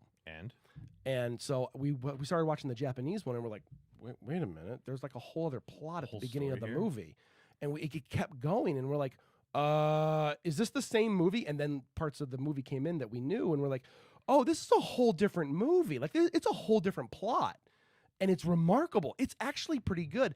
The monster fight is corny as shit, but you also got to remember it was like 1959.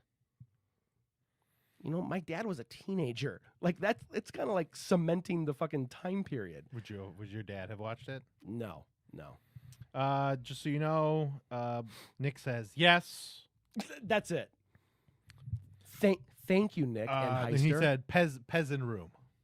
So he says yes. I agree. Pez in room. I agree. Pez says I would for sure be in it. And Nick says less delay. Also, he can read good. Oh. And Pez says I would be in it for sure. Nice. So yeah, you should be. You piece of shit. You're supposed to sit here. You're supposed to sit right there. Sit right here. We'll have a third camp. Oh God, what? Everything's falling. Yeah. And then we jumped ahead because there's 3 different eras of Godzilla movies. Mm. It's called the Heisei era, the Showa era, and then the Millennium era. Is this by who played Godzilla? It's by who was the emperor of Japan. No shit. because like the era of time period in Japan is by like what the government is, like who is running the And the emperor was the government. basically, and they're just a showhead ever since World War II. But anyway, or figurehead. So the Heisei era is basically nothing but dog shit. It is That's like the original one. oh, no, except for the first one. It just went way off course, and they started making like really bad movies, and we can't watch them, man. They're really dumb. They're really bad.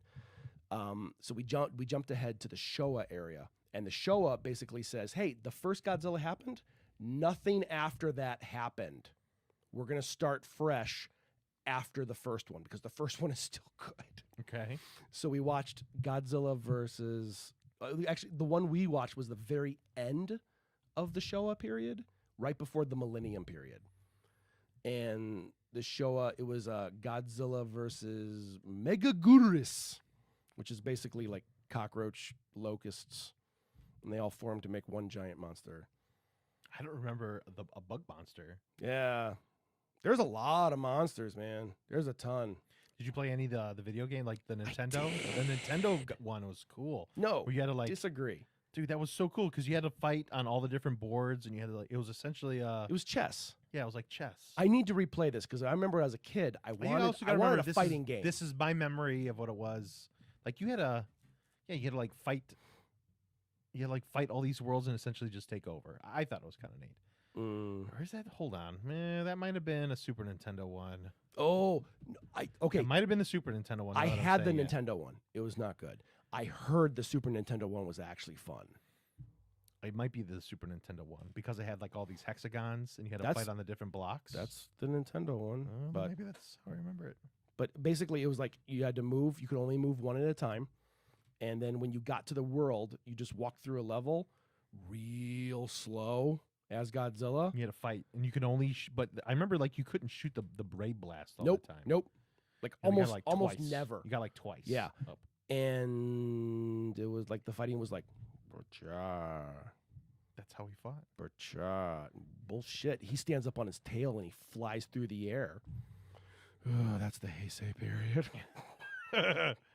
Anyway, yeah, so I watched a Godzilla movie. And then I finished up my night after Godzilla versus Megaguirus with Barbie.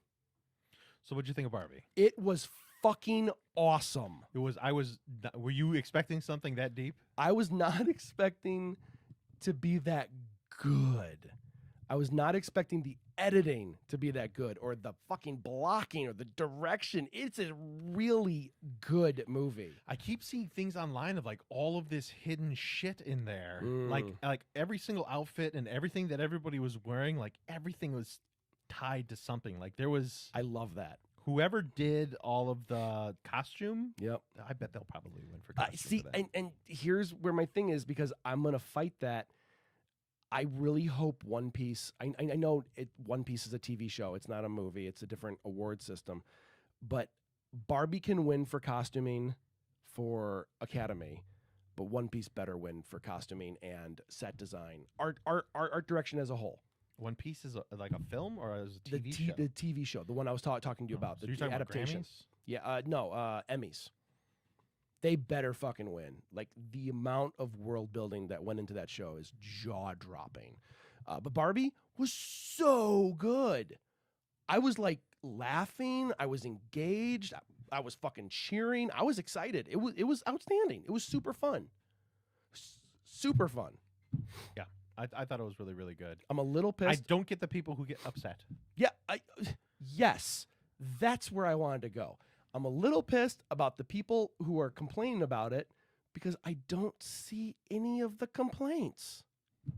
I don't. Everything like every kind of like if you see them talking about stuff, like you being upset is kind of proving their complaints or like their the way that they see it. You're kind of proving them right, or a person who would be yes. upset. Yes. I hear a lot online about it's an anti-man movie, and it's like no, It's a thing about Barbie. very much not. It's very much not anti anything. It's It's incredibly existential.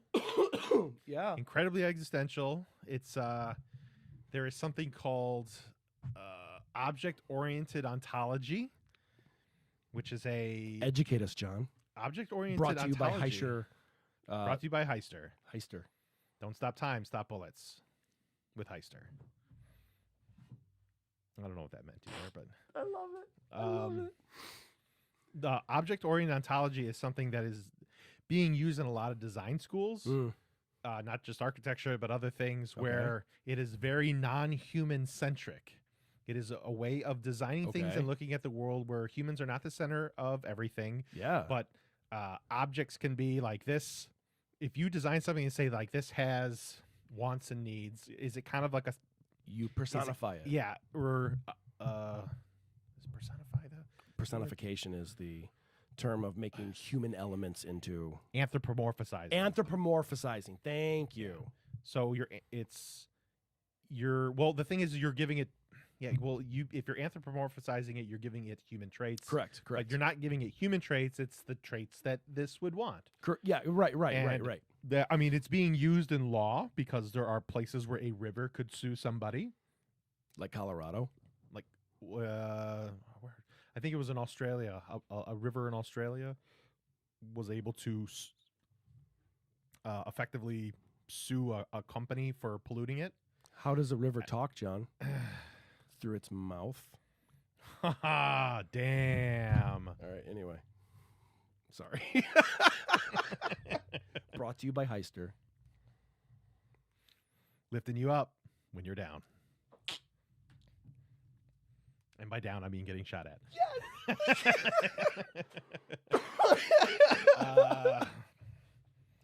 But yeah, so with object-oriented ontology, like if you look at Barbie as an actual figure, an idea with wants and needs, needs, what the movie which is is what about. the movie's about. Yeah.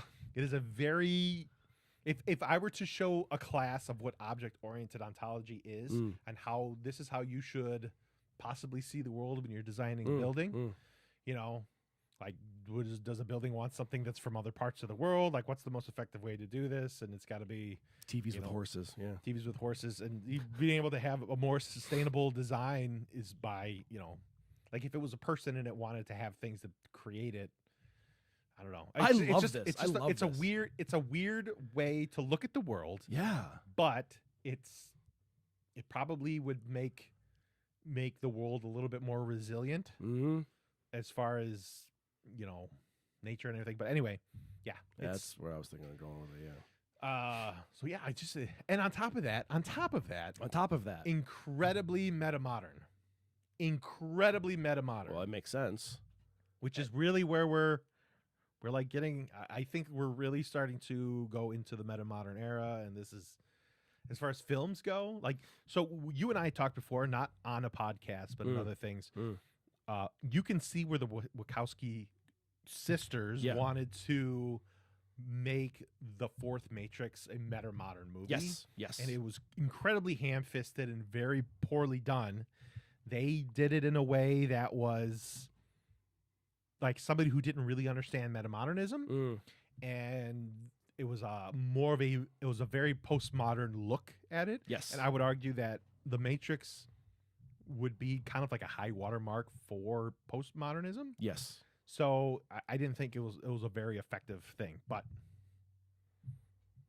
when you see it like up against Barbie, it's like, ugh, like you can see where one is. It's like, now, can you do Barbie in a serious tone? Because Barbie is very comedic. I thought that they did. Oh no! I definitely they really. It hit home. It was freaking great. It was really good. But can you do Barbie in a Matrix-like style? Like take out the action. I don't give a shit about the action, but in a serious tonality of expressing these beliefs and ideologies and theories and thoughts, can you do all that in a drastically dramatic tone? If you would have made Barbie the film in the 90s, so several podcasts ago you said, I want to see a movie that's actually not guy-centric, where they're talking about guys and it's, why aren't guys like this? Why do guys not give me a... Yeah. Yeah. So if Barbie was done in the 90s, it would have been very much Yes. like that. Okay. But when I told you, like, watch the movie, because Yeah, I yeah, think they yeah, were yeah, very yeah. successful. Yeah. And I think that they were. It was a completely, they never referenced any of that. It was just, it was Barbie, the idea, Which I love. living out the idea and its Yes. ideals. And it was very, I think, really empowering for women or Very little much girls. so. I think more Very much importantly so. for little girls, if I had a daughter, I would want her to watch that movie. Heavily. And I think somebody who played with Barbies and like, because it wasn't like talking down to them. No, I Like, don't think it was at all. So I don't know. It was just really neat. And this is as a guy who didn't play with Barbies, I think that was really, really cool. Yeah. And I did the one part where Ken was like mansplaining everything. Yeah. I remember looking over at my wife and I was like, God. Yeah, I know. that's It was me. it was very As a matter of fact, me doing self-reflective. all of this is like really like, Yeah. yeah. It was self-reflective. But there's to no a girls that pain. watch this, so I'm okay doing that. I don't feel so bad. Okay, let's see. The irony was our last podcast had like more female listeners than males How do you know? because they would write in Last podcast? the Oh, the yeah, yeah. other. I smell what you're saying. Nick writes in and says, less delay. Oh, no, we already read that one. I Less love the delay. banner for sure. Nick says, I'm concerned about how much screen time Jay gets in a day. I don't think there's anything wrong with that. Okay, you do know it's like my job. Yeah. Are you sorry that Jay is doing his job? I think I do watch a lot, but I also work a lot, and then that time shifts too. And there was also a good month that I didn't watch shit, and I was just working nonstop. So yes, when I get time off, I don't go out and do things. Which I leads us sit into and the watch next thing. Finding Ferrite says, I agree, Nick. Let's get him a large air-conditioned cloak so he can go outside. more." Nah, I'm totally good. I mow the lawn. That's enough for me. Mowing the lawn is the extent of your outdoor activity. Yeah. So when do you officially start going outdoors? Pretty soon. I mean, I go out throughout summer. I Do garden you a lot. do anything in the garden- fall? Do you like get pumpkins and stuff like that? Yeah. Well, okay. Well, dude, this is my time of year. I love the fall. I love the fall and winter. Like late fall, like late October going into winter, and I love winter. I will go outside every fucking day in winter. I fucking love it. But every year I want to do something for my front yard for Halloween. Mm-hmm. Like my goal for Halloween is to traumatize a child and make my neighbors upset with me. Like not in a bad way, just make them go, ew. Like I want that feeling. I love that. You know, that's why I got into making movies to begin with, is because I wanted to switch people's emotions. I wanted to like just make them feel something that they weren't feeling before. And I think horror is like such an easy, fun way to do that with. And I had this kind of game plan that I wanted to do this year, and my workload for I was pointing at my calendar and my phone for some reason, but like every day of October is booked. So I don't get to play with my Halloween yard this year. I'm a little bummed. At all? I mean, I'm going to do something a little bit, but like I like building stuff. I wanted to do you've seen Return of the Living Dead, right? Yeah. I wanted to do a tar man. And I had it kind of mapped out how I was going to do it. Was I was going to get a barrel, and then slowly over the course of the month, you know, have the monster coming out of it and just hanging out. So when people would walk by, they'd be like, "Oh, look, there's the monster." And then I would be the monster inside the barrel on the night of Halloween. So when they would come up to the door, I'd be behind them. I see your legs falling asleep in that barrel. Oh, hardcore. Yeah, I'm not saying the whole night, but I'm saying a couple hours. It'd be fun. Dude, it's so worth it to scare kids because like they're in good fun. Like it is the one time of year where you get to be gross and horrible and all this stuff, and everyone is just in this communion mindset of that was fun. I have found that if you open the door wearing a scary thing really quickly and yell, you're gonna scare kids. So, especially some of your size. Yeah. You just go, "Rah!" What I did last year was I crept from the shadows and I wouldn't talk. They'd be like, oh, trick or treat. And I would just like cock my head. I had like a long plague mask, and I was dressed all in black with like chains and shit like that. And then I would just like cock my head at them and stare at them. They're like, trick or treat. And I would just like, I tried to like mimic their voice back at them, like trick or treat. And like the older kids were the ones who were like freaked out. The little girls were the ones who were laughing their fucking asses off. And I loved every second of it. Seeing their older brothers all creeped out. And the little girls were like, oh, you got Kit Kats. You should have something where your head is gone and your head could be in your chest. I've seen that. I want something upsetting, though. I want something that makes you go like, ugh. Well, you got to have the stump squirt out blood. Yeah. I think that would probably The problem is it's dark, and you can't really see that good. So Did you light up your porch really well? The problem is I want it dark, so when you come up there, you can't see everything. Yeah, but if you want them to see everything, I also don't want to spurt blood on my house. Amateur. I thought that you were going to be into this. Yeah. You got to jump in with both feet, good sir. You know, jumping into both feet, just like heisters, forklifts, jumping in with both feet. You definitely have feet with Heister. You'll still have feet to this day with a heister. Oh, was that a jab against veterans with no legs? No, that was absolutely not one. But if they had a heister, would they have their legs? There we go. Jesus Christ, I am sorry. That one got really stumpy really quick. All right. So, like, you do shit for Halloween. You like Halloween. I do. Heather and I like dressing up as, like, pair of things. Yeah, you do the couples thing. Last year, I was Donkey Kong, and she was, like, a female Mario, which I thought was super, super awesome. I love gender bending. I think we were Rex Kwon Do and and what the hell's the girl's name? Rex Kwon Do. I don't know. We were gonna do Elvis and Priscilla. I was gonna be Fat Elvis, of course. I'm probably too fat to actually wear the costume that I spent a lot of money on, which makes me really upset. We'll have to do that next year. Next year. This year, though, we tried to do it last year, but we couldn't get the costume in time. And I think we're trying to do it this year. I'm going to be Andre the Giant, and she's going to be Hulk Hogan. Okay. Yeah. I think that one's going to work out That's pretty fun. well. Yeah, because my wife is tiny. Hulk. She's a tiny little person, and I could easily be Andre the Giant compared to her. Anybody want a peanut? Yeah. She doesn't like that movie. Who the fuck doesn't like My wife doesn't either, actually. They should start a club. I don't like the obviously best movie ever made in the 80s. Yeah. So why... I have found that I think a lot of boys like that movie. Yeah, but I don't think it's that. I think, when did she watch it? She was in her 30s, her late 30s. There it is. My wife didn't watch it until I started dating her. And I was like, hey, have you ever seen this? Because, that's my litmus test for anyone I ever meet. I'm like, what movies have you watched? And then I remember, like, we were dating for like a month. And I was like, okay, well, I'm going to make you the 200 movie list. It was like 3 pages of movies. And she watched Princess Bride.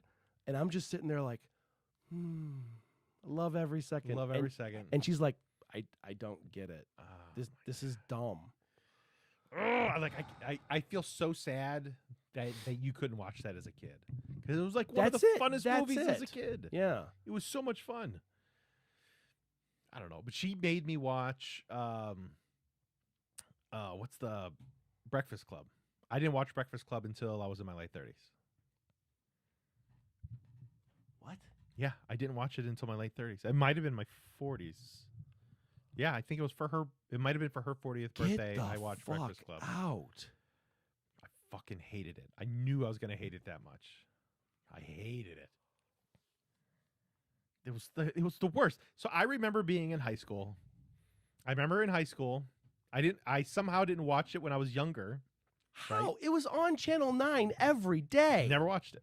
I had never seen it. I knew of it. I knew like there was parts of things that I had watched, but never like watched it at all. This is blazing my mind right now. I never watched it, but I remember in high school people all talking about it and wanting to watch it. And I kind of like said, like, so what is it about? And they were like, it was these kids that They're in detention. They're having problems. And I vividly remember saying, I'm in high school listening to people complain. I don't want to watch a movie about it. And I just never watched it. Wow. And in my 40s, I watched it, and it is exactly what that is. Just whiny kids complaining. And I didn't want to fucking watch it. That is It was the shocking worst. to me. It was the worst. The acting was... You know who the best person in the whole movie was? Bender. The principal. He's the best guy. Get the fuck. The principal was the best guy. Oh shit. No, it is the children that are wrong. It's Mr. Skinner. So we were just talking the other day, and Andy and I were talking. We like to have shows on in the background while we do house cleaning and stuff like that. And we go through different shows, but we go through like the same 5 shows over and over. You know, Office, Parks and Rec, Community, and South Park. Mm-hmm. And we're watching South Park, and we're like in episode season like 20 something, and we're both kind of looking at each other, and we're thinking like, you know, when we were kids, we really identified with Stan and Kyle and Kenny and Cartman to some degree. But now as an adult, I identify with Randy. Well, I think they did a change on Randy. They did same. He did in like season 6 or 7. They did a Homer Simpson to Randy. Yes. They just made him a doofus. But the kids are basically the same from season 1 all the way on. They're basically the same. They get smarter. They become more cynical. But they're basically the same characters. So as I age up, I'm like, I don't get why you would want a new video game system. Why? You know, maybe save your money for something else. And then Randy says something, and I'm like, well, that makes a little more sense. And I'm like, son of a bitch. So it's funny how we identify with what we're watching at what age in life. So it's remarkable that you've never seen Breakfast Club, but I kind of want to do like a test on you to see like how you identified with what aspects of the movie, because you're identifying with the principal. I think the principal is the coolest guy. Who he's saw funny. As the enemy. I was like, the principal is the only one who knows what the fuck is going on, and he was right. Well, and everybody was a dumbass. The janitor was cool as shit because he sided with the kids, but he knew what was going on. He was the eyes and ears of the school. He read all their notes. Like, he was a cool guy, but he's a fucking janitor who... I don't even remember the janitor. Oh, my God. He was a cool... I remember him as a character being like, I want to befriend the janitor. And I did in college, in Buzz. I remember Buzz. Yeah. Yeah, I remember I didn't throw away. We had a beer with him. I never had a beer with him. You did. I didn't drink the beer, but I sat in the room with me and Dean as they drank beer, and I had a drink of Gatorade or something. I kept every single orange juice bottle my entire, for an entire semester and threw them all away at one time. And there was like 8 garbage bags. I don't know. There was like 8 garbage bags of glass bottles that Buzz was throwing away. I just remember him yelling and screaming. And the girl I was with at the time, her and I looked at each other like, oh my God, is Buzz throwing away everything at one time? And I felt so bad. I felt so incredibly bad. Very embarrassing. Very, very embarrassing. I used to keep all my Gatorade bottles as pee bottles, which I wish I would still do. But I don't drink Gatorade anymore, so. Nick writes in, why are 80s movies so good? Is that a bias I have because childhood? Yes. Or were they just better? No, they're 100% biased. There are some great 80s movies, and 80s movies was the boom. We talked about it before of, hey, we need content. It's basically the social media of what we're doing now. Back in the 80s is video stores needed tons and tons of content. And while you got a metric shit ton of garbage, you got some awesome gems in there too of people who are trying new things. Like, think about Tron. You know, Tron was so out of its depth. Like, not the technology, that doesn't mean anything to me, but like what they were trying to say in the movie, like what the movie was about. I thought that was fucking cool. Movies like Breakfast Club. It was a lot of very original ideas. It was a lot of very original ideas and a lot of not original. But I think you also got the formula, the movie formula. The movie formula was down packed by then. So well, I mean, the movie formula has probably been around for 12,000 years. no, it has. But can you want to go rewatch a bunch of 50s movies? Some are good. Some are. Yeah, but they're not that There's great. a lot of shit out there. Well, I think a lot of that had to do with technology. I think the way that they delivered lines because the speakers or the Microphones. microphones made the actors have to act in a very specific way. People are also coming out of vaudeville and silent era, so people weren't used to Well, talking. Well, their microphones were you had to yell for their microphones. Yeah, not They were the always. worst. Yeah, but they weren't the best. No, like they like weren't. all the whisper stuff that they can do now. Yeah, These very intimate moments. yeah. Everything that was happening in these old movies from like the 40s and the 50s, like they were yelling like they have like somebody in the back of the room has to hear them because they did. But they weren't okay. That was also the era of the stage, and they still shot movies like it was on a stage. So they put the microphone way fucking back. Okay. Well, they had to. I mean, it had to be out of the shot, and they'd have these massive. Do you know why they had the massive shots? Why the wide shots? This is a fucking great story, man. I'm intrigued. Why do they have? I know John Ford was everything about the expansive. Well, that was the massive shot. expanse. That was the theoretical part. That's different. The wide shot was so prevalent in early films because producers insisted on it. The director was like, well, we want to get in close to show emotion. They're like, no, we paid for the whole actor. You should see the whole actor. It wasn't until That's way more commercialized. Birth than of a one would think. Nation, like first close up actually comes into play story wise, thematically. I paid for that elbow. I want to see that elbow move. Dude, producers were furious. Fucking furious. It's like, yeah, I paid to see the whole girl. Show me the whole girl the whole time. That's just people who are in charge who have no fucking idea what they're doing. That's and it's that- still happening to It's this day. still that's exactly it. The next question is, Ooh, questions. I want questions. or the next thing is, Damn it. Oh, this is based off of what Nick was saying The before. Flash movie. It says, or am I remembering the good and forgetting the bad ones? The oldie stations playing the highlights. That's exactly what it is. Yeah.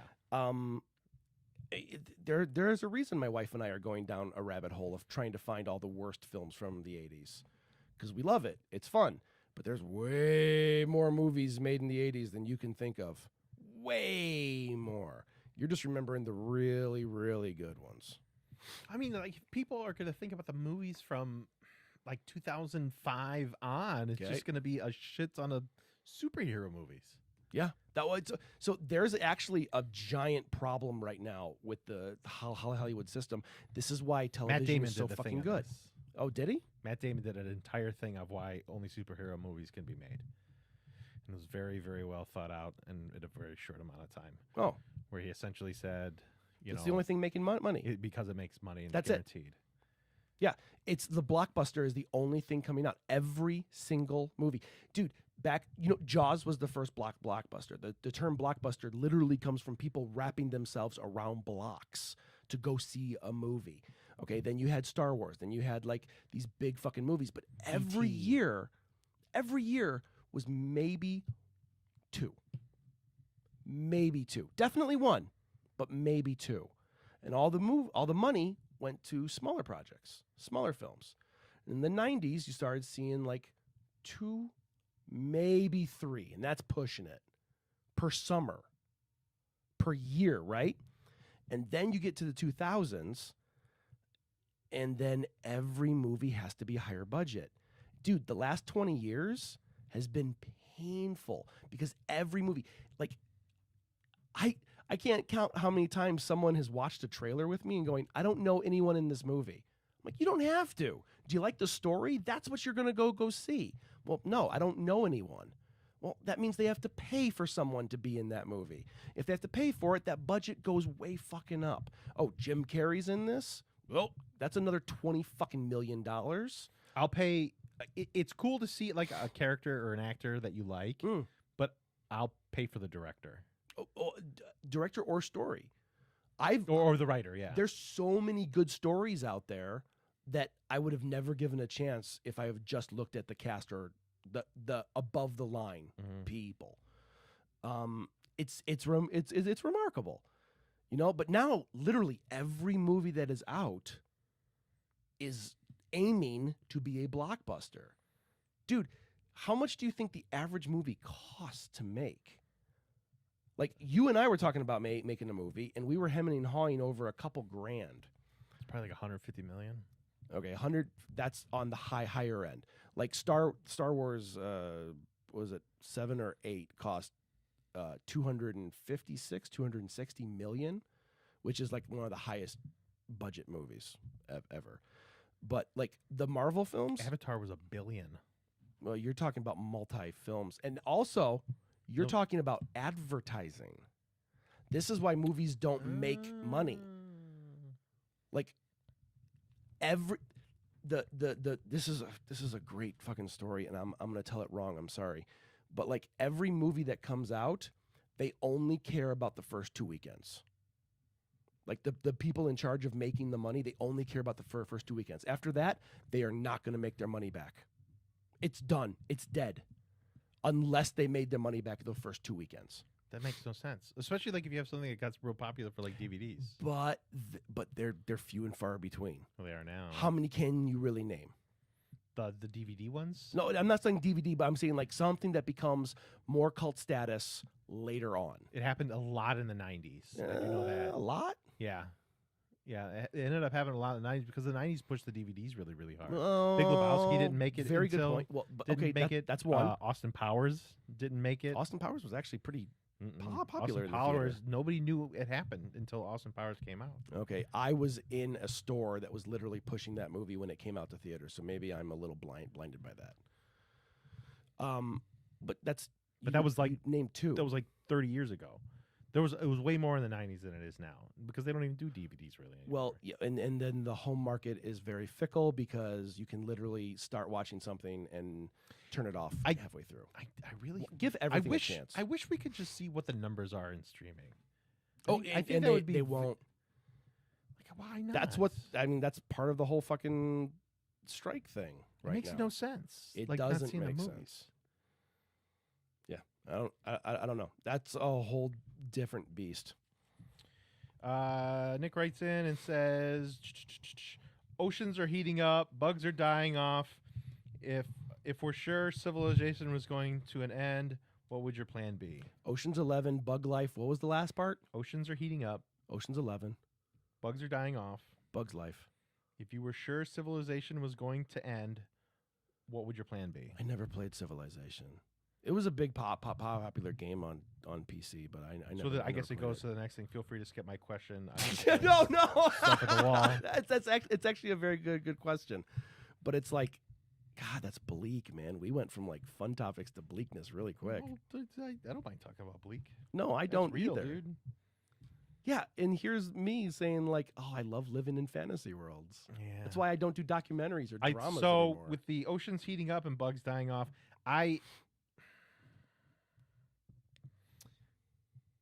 think like moving north is going to be a good idea. Mm-hmm. I think climate migration is going to be a really big deal. Mm-hmm. I think like a lot of Florida, there's going to be a lot of Florida there's going to be a lot of people that are going to be leaving Florida due to so many different.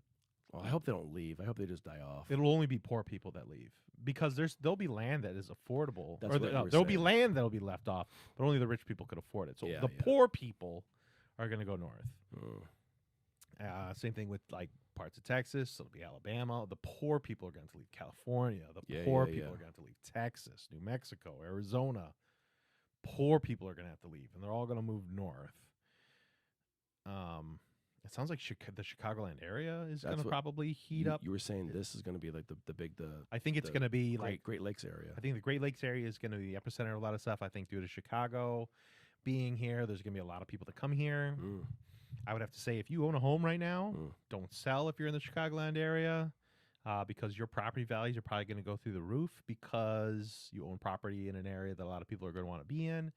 And you'll be put in a position like it was with the people who wanted to move to Denver, who are like from California, where their property values, because their family had owned the homes for such a long time, and their property like quintupled.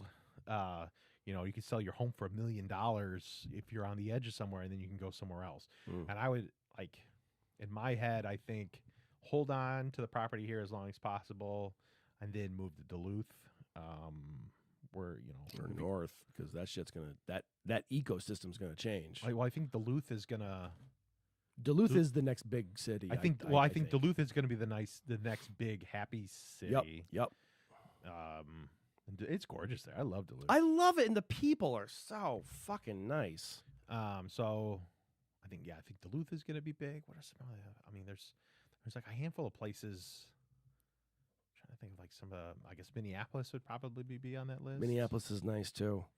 I mean, there's not so great parts of it, but it's a nice city. But as far as like bugs dying off, I guess like if you can't grow plants, that's bad. That's And if- huge, And if you don't have pollinators, dude. I mean, we saw it this year with our gardens. My shit just now. What are we? The end of September. Just now, stuff is ripening. yeah, we have a lot of stuff that hasn't ripened yet. But I feel like we put everything in super late because it poured Oh man, I all the was- way until I was like May. I was on time because you're supposed to do it the weekend of Mother's Day or after. And it's just like I'm biting at the bit because I'm literally growing behind here January 1 because I'm dumb and I just want to start gardening because I love it so much. Mhm. And this year I waited till February 1 and I was like, okay, this is good. But like they didn't grow as big, so I was a little disappointed, but I got them outside the first day I could. And then it rained like crazy. And then it was no rain. So shit didn't grow for months. And everyone, like I'm on the garden subreddit. Everyone's having a horrible time, except for people in the South who are blooming like crazy because they had a massive amount of rain and a massive amount of heat.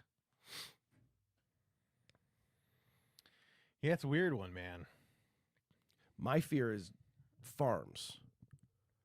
If this continues, if this trend continues, and everything I've been listening to says this is the new thing, it's just going to get hotter and hotter. And it's not going to get hotter over decades. It's going to get hotter over each year.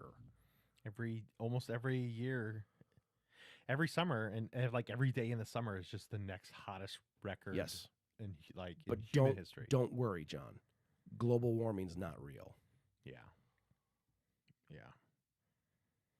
I mean, as long as people don't panic. If I had a lot of money, I would funnel my money into making sure that people didn't panic and take away things from me until the very last minute, until I can just push away from my yacht and call them suckers.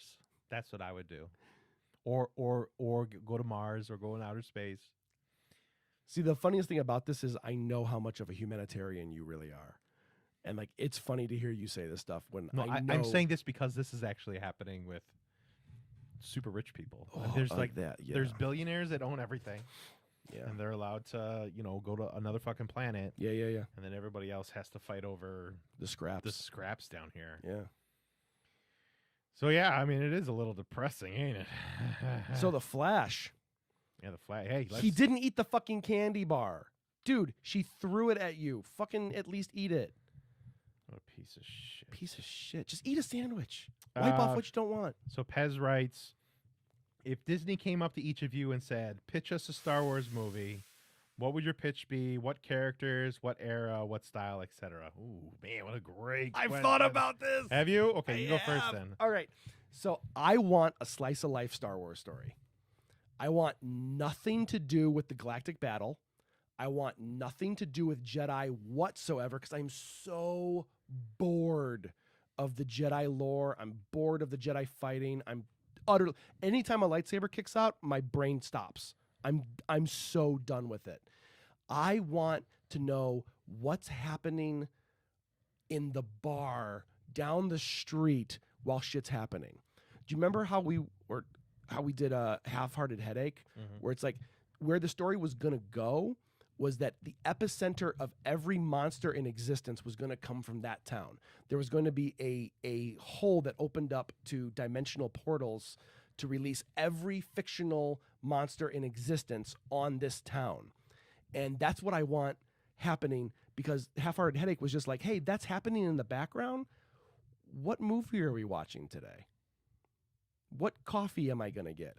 I want to see a funny, not like a comedy, but like a fun slice of life story about people who live in the Star Wars universe who have nothing to do with the overarching story. I think you could probably do like a Tales from the Cantina. Yes. Real cool. That's what I'm talking about. Just like Tales from Jabba's Palace or Tales from the Cantina. I loved those books. Those were hands down my favorite Star Wars books because it told me about the shit that was happening behind the scenes that made the world feel lived in. It's not about the heroes. Okay, one of my favorite books is a dumb book. I'm not a big fan of it, but I really loved where it was going. It's called The Rest of Us Just Live Here. And it was a world where superheroes existed and you never fucking saw them once in the book. It was literally just these 5 kids dealing with their own shit while superhero battles were going on. And it was so enthralling. I love that. I love that. It's like the side stories in Worm. You know, like when you open up that side story, like every arc had a side story, and you start the side story, you're like, I don't want to read this. I don't want this side story. I want to keep going with the main story. And then you got to the end of the side story, and you're like, this is the best story ever. I want 10 more chapters of this. I rarely felt that with the side story. I loved them. I loved them all. Even like the less than good ones. Now, you listen to the audiobook. Motherfucker. I listened to the audiobook too. That taints the story a lot. That's because they always had like the worst readers. They gave them that one Irish girl. Irish girl. Fuck. Yeah, she was Dude, really bad. the book's amazing. It really is amazing. I loved it. I'll put it that way. I think it was a guy really made his bones while doing it, but I don't think it's like the best story ever. I'm not saying it's the best story ever. I'm saying it's amazing. I would reread that motherfucker Sure was in a heartbeat. Long. Long as fuck. Sure was long. 181 hours or something like that. Is it? Yeah. For the audio? 161 hours. Yeah. It's a big book. It was. I never dived into Not book much of an ending. 2 yet. No. I liked the ending. I didn't. I know. We've never talked about it. That's like because you never finished it. I finished it. I finished it a while ago. I told you like 3 years ago. I was like, John, I finished. Let's talk. And I never heard from you again. It was over Thanksgiving weekend, and I was like, hey, I finished the book. I was probably busy. Yeah, probably. But I have brought it up on this show before, too. So slice of life. Slice of life, what's happening behind all this shit. That's what I would watch. Just give me good characters. The story is not as important as the characters. Man, I think like one of the stories that I really enjoyed was one of my favorite books was Outbound Flight. Mm-hmm. And you know what? Like the Balin guy who's in Ahsoka. I wonder if he's part of Outbound Flight. We haven't talked about this yet. Can we talk about this really quick? Sure. Ahsoka. Yeah. I am not interested in any of the protagonists. Okay. None of them are compelling to me. The villains? Yeah. They're amazing. They sure are. Every time we cut away from them in the show, I groan a little. They are super good. It sucks that the guy died. He died like a week before the show started. No! Yeah. Oh, I didn't know. It really sucks, huh? Like died in real life, died. Oh. Yeah. Yeah, and he was really, really good. Literally every one of them He is compelling as shit. He's really, really an amazing character. I don't know any of their names, and I'm sorry. I don't remember. But they are so good. The main woman, the woman they broke out of the prison. The witch. Yeah. The moment she walked out of the door in the very beginning, I was like, I am captivated by her because she was just waiting to be rescued. She wasn't in turmoil, problem. She's like, oh, it's about time. Yeah. I was like, fuck, I like her. Yeah, and it's really good. And then the guy never falters. Like the He's bearded good. guy. Yeah, so you could tell that like you can tell there's like hints of worry and concern. You know that he still has like a code. Yeah. He obviously says he's not a Jedi anymore. So with Outbound Flight, and I guess to answer Pez's question, Outbound Flight was really cool because it started when Anakin was a young kid. He was the guy who started it was, somebody who was before, not Sidious. Darth Tyrannus was Plagueis. No, not Plagueis. Darth Tyrannus was Count Dooku. Oh, Dooku. Yeah, So yeah. Dooku's uh, master was the guy who went out there to do all that stuff. And like the way that this guy acts, like I know, like when they did like one of the real quick one takes when they showed Dooku and he was an older man, like they showed Dooku as like kind of like a medieval knight type of guy, right? And this guy, like the way he handles himself is very knight-like. The way he handles the saber, like it's almost like he's swinging a broadsword. Yeah, yeah, yeah, yeah. It's the way that he does everything, and it's like, Good man, read. Like, I'm really thinking, like, man, this is a guy who, like, did he go out there with Outbound Flight? Is he the guy? What the hell's his name? I'm trying to remember the name of the guy from Outbound Flight, but he's like the one who originally went out there. Yeah, yeah. He's the one who originally met Thrawn. He's the one who originally sees the Yuzavong. The Yuzavong. Yep. And he brings like a lot of force sensitive people out of the universe because they want to like check out different solar systems that are outside. And it's so fucking cool. And it's all the exploration. Which I think it's so neat to see like what's outside the universe. So we're going to be seeing lore. That. You're going to be seeing. You're going to see for the first time ever in Star Wars history what's outside of the universe. Yes. On Ahsoka, which I'm really excited about. Yes. And I'm wondering, like, okay, like Thrawn's in it. Check. The guy who possibly is from Outbound Flight. Check.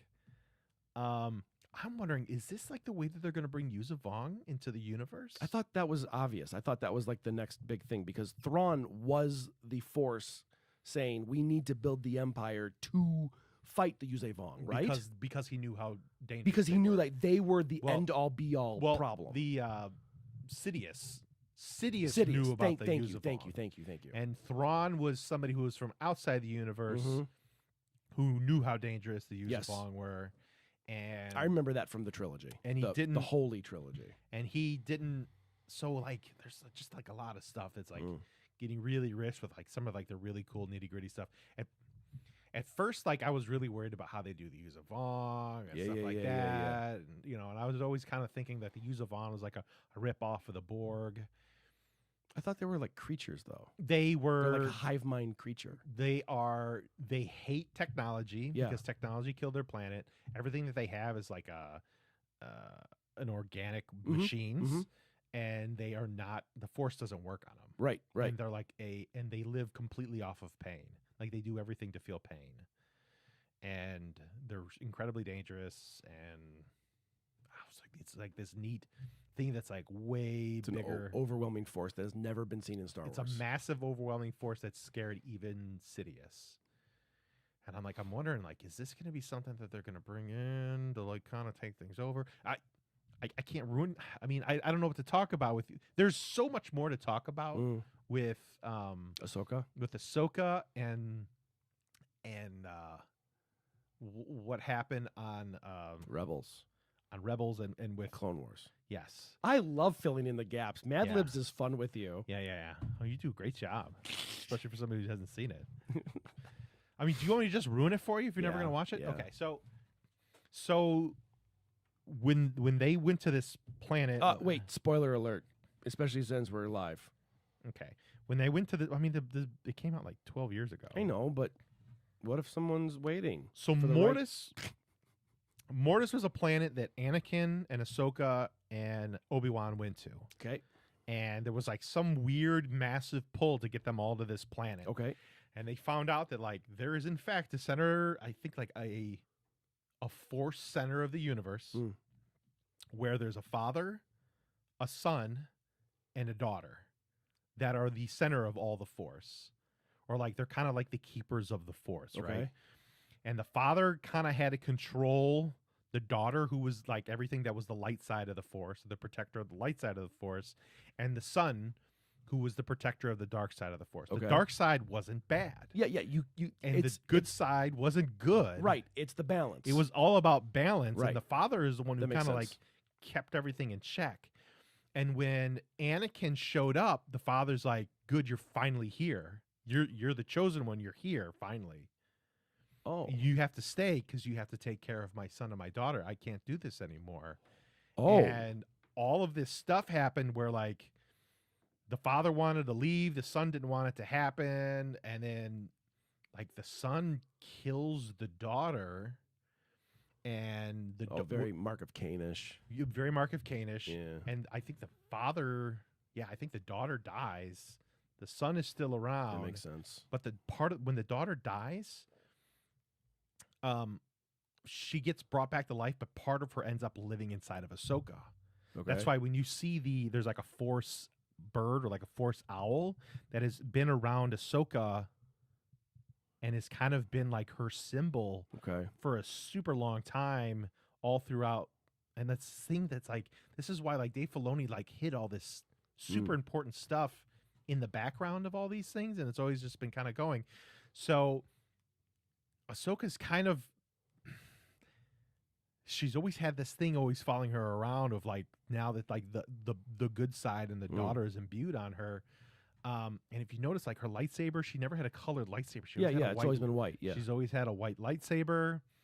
And like so, Anakin and Ahsoka and all them, they all left. They left Mortis and they left it in ruin. Okay. And they never replaced anybody. All the things that they wanted to do, they just like left it as a mess and they went on their own ways. So there's no balance now. And like the balance kind of started possibly on Mortis, was possibly where a lot of this happened.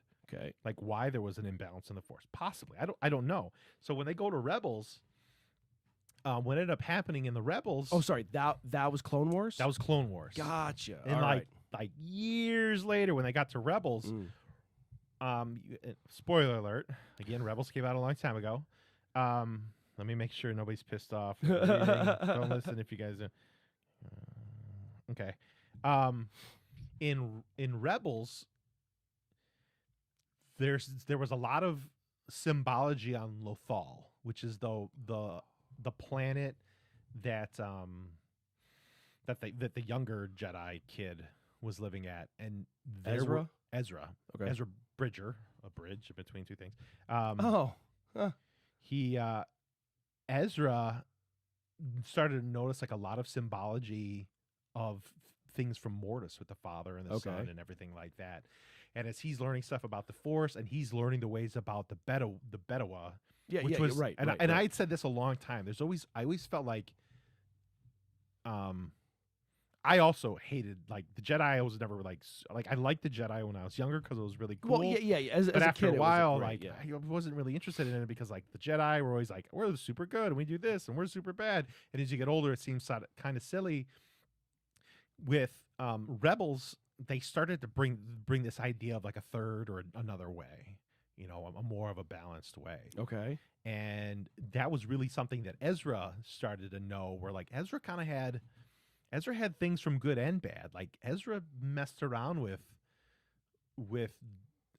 dark elements, with like Sith holocrons and stuff. Okay. He learned things, and he ended up being really good and like way more powerful than he should have at a young age, because he was really, really adept at being good, but he could also do bad things as well. Yeah. But as that story progressed, you find out that Sidious wanted to get a hold or be able to get to this place called the World Between Worlds. He knew that there was a place, not in the real world, but a whole nother plane of existence where you could go and it would make you incredibly powerful. Okay. And one of the ways to get to it was on Lothal, where they had all this symbology from Mortis. Like a portal or like a portal. Okay. So in Ahsoka eventually ends up being like this, you don't know what happens to Ahsoka at the end of Clone Wars, but you know that there's they're like their point of contact for a lot of their stuff. You don't know who this person ends up being Ahsoka. Okay. In Rebels. Okay. And and she's fighting alongside them and she's trying to do all these things, and Vader is trying to stop them with all this stuff. Vader finds out that there's two Jedi and he tries to go after them. So like it ends up being this point where Ahsoka kind of finds out like, oh my God, like Vader is Anakin. Yeah. And they both end up on is it Melkor or Melkor's? Where's the place where he fell into the lava? Oh fuck, Bob. Yeah. Anyway, they end up at the place where he ended up turning into Vader. Yeah, the place where yeah. they had all the Oh, lava and everything. that's where Vader has his castle. Where Vader has his castle. I think Yeah. it's Melkor shit. Anyway, he's It does begin with an M though. and Ahsoka, and this was an amazing. This is like one of the best episodes where like she's fighting Vader, and part of the mask comes off. Oh my god, it was like so amazing because it was so incredibly good, and you can kind of like I just remember like Vader. It was either Vader or Anakin. It's like, have you seen what I've become? Like it's so heartfelt, and it's oh my god, it was just They tried to do that in Obi-Wan and it failed miserably. yeah, no, they did great, I think.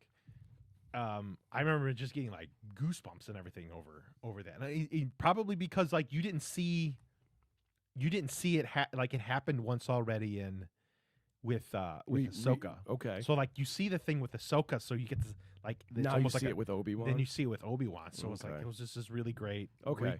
recall of storytelling. But then, they try and go to save Ahsoka, and then she closes it down, and then for like 2, 3, 4 seasons, like you just assume that she's dead.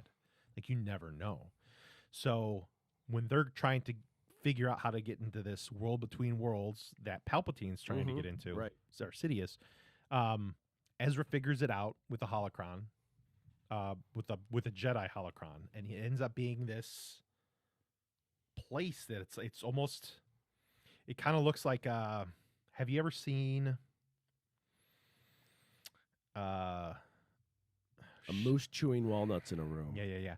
The what the hell is that? The Time Bandits. You ever seen Time Bandits? Fucking loved it. Yeah. Okay, so like how it's just like a single plane and just like it's white lines. Yeah. and Yeah. just Yeah. Doors. Yeah. So it's like a massive place with the same symbology from Mortis, but you're standing on this place and there's doorways that are everywhere. Okay. And as Ezra's walking through it, he sees a portal open, and he sees Ahsoka fighting Vader in this portal, and he sees Vader about to kill her, and he pulls her out. And essentially, like, time has passed since that occurred. So time travel officially happens in Star Wars because of this world between worlds. And then, so he saves Ahsoka through time in this place that he shouldn't be.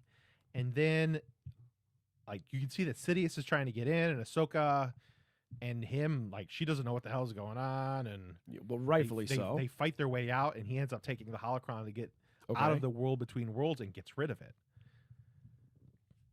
And that's kind of, so they've, like, opened up this whole massive thing of the thing with Mortis and the symbology, and like kind of where Ahsoka fits in that, and where Anakin fits in that, and the way there's this world between worlds, and if you're in control of it, or if you're in there, you live in all existence and all time. So where did you leave off with Ahsoka? She sees Anakin. Okay, that place. That's the world between worlds. That's the world between worlds. Real quick, you remember how I've told you about the Marvel character that I love the most, Gwenpool? Yes. That's her superpower. Is the world between worlds? Yeah. She can live between panels. Oh, and she can time travel and jump and move and change things. So time travel exists in the Star Wars universe. Time travel. I don't know the mechanics of it. That's what's really interesting, is because I remember them saying, like, I'm glad there's no explanation. Don't give me midichlorians. Let me live in the lore. I think I remember. So a big thing that they talked about at the end of spoiler alert, at the end of Rebels, Kanan is Ezra's master, right? And he ends up sacrificing himself. Like one of the greatest, Rebels is awesome. It was such an amazing show. I've heard he ends up like good things about he's it. Literally like stopping this massive fireball, and he's holding it and containing it just in time to get his friends out, and he has to release it and kill himself to save everybody. Not unlike Black Magic Cop. Yes, just like Black Magic Cop. So when he's in the world between worlds, he sees Kanan Okay. and knows I can save Kanan. Okay, but he okay. knows. But the thing that they really tried to reiterate was, if you save somebody or make changes, consequences are going to occur because of it. Which is beautiful. I love that. So the thing that I wonder, when they showed Vader and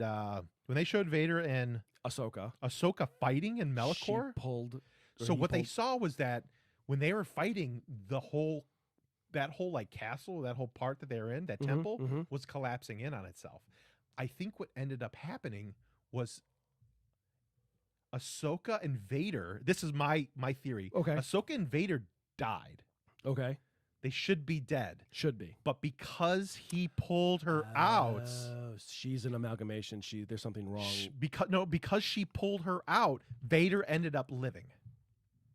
He was allowed to continue to live because Ezra saved her. Okay. Had he never changed time, Vader should have been dead. But however, that leads into meta knowledge. And that's why it's. Well, no, that's my. I mean, that's my theory. I like it. That's my the theory. My theory is that. But the problem is we already know he's alive because of episode 4, 5, and 6. Yeah, but we also know he's alive because possibly he's alive because Ezra saved Ahsoka. Correct. So it's like one of those weird. I'm not 100% certain of the mechanics. Okay. I do know that the idea that I feel like they were pushing was that if any changes happen in the world between worlds, you have to pay consequences. Which I like. That's age-old storytelling. That's Monkey's Paw. You really got to watch the next, because there's so much more for me to tell. But because you haven't watched the next episode, yeah. I mean, I'm going to keep watching Ahsoka, mostly for the fucking villains.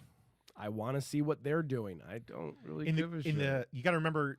Again, because I know all the knowledge of everything else. Of course. Yeah, the villains are cool, but there is so much more like huge arcing backbone story. It's like, that's a neat little character in the grand scheme of like 10 to 14 years of story coming to fruition and bearing fruit. Trust me, I understand. For the first time, and it's like, oh my God, this is so fucking amazing. Dude, right now. You're talking to the person who lives that kind of mindset, who will. And it makes me sad that like shit. It makes me sad that like you never wanted to be part of it because you couldn't finish it. No, I want to be a part of it. The problem is I'm just not engaged with it.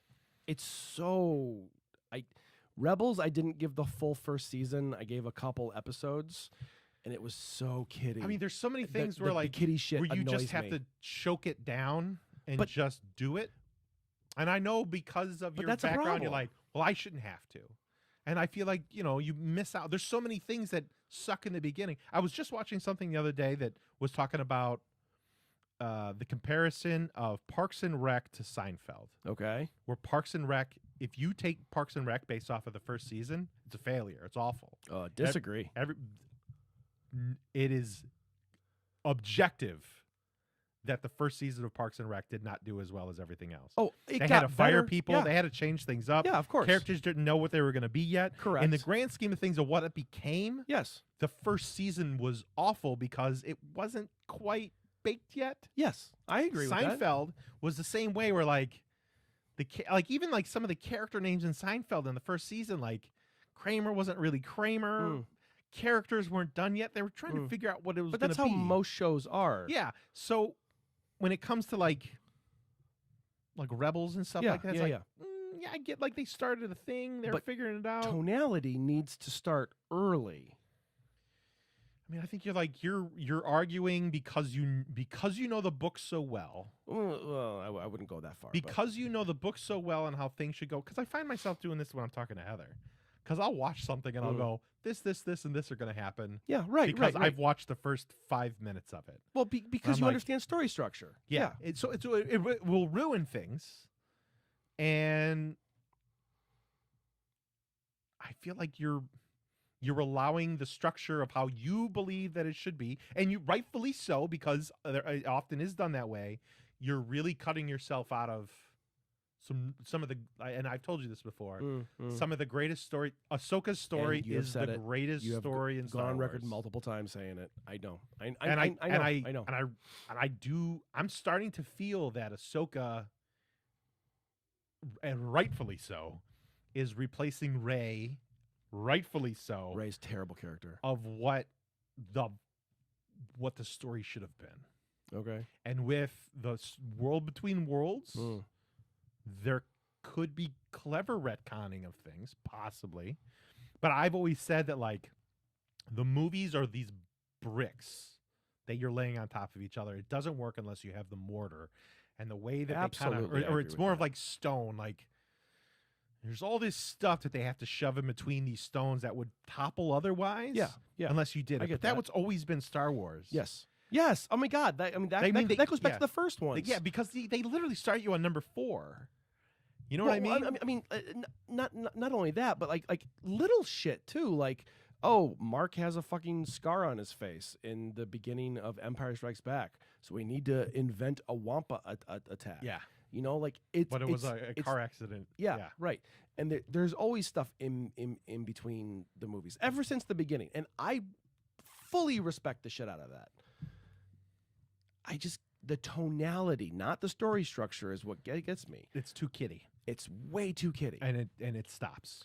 and it that's always what gets more old. that's oh what my people God. tell the me. last when Dave Filoni got like massively ripped off because he couldn't do the last season of Rebels. yeah. Or, I'm sorry, the last Clone season Wars, of Clone Wars. and then Netflix brought it back. Dude, the last season of Clone Wars is so amazing. The last last 2 episodes of Clone Wars is amazing. It's so amazing.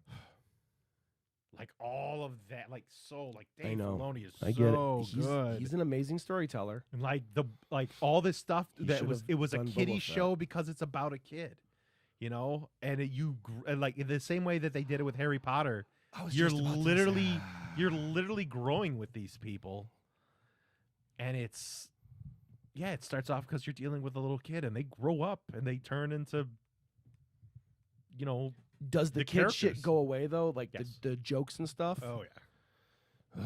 Because I think that's the one thing about Star Wars I don't want. I don't want the humor. I don't want the little nudges in the ribs. I don't want that shit. I think you kind of get that a little bit with like. I mean, they always that is I Star want the Wars. samurai film.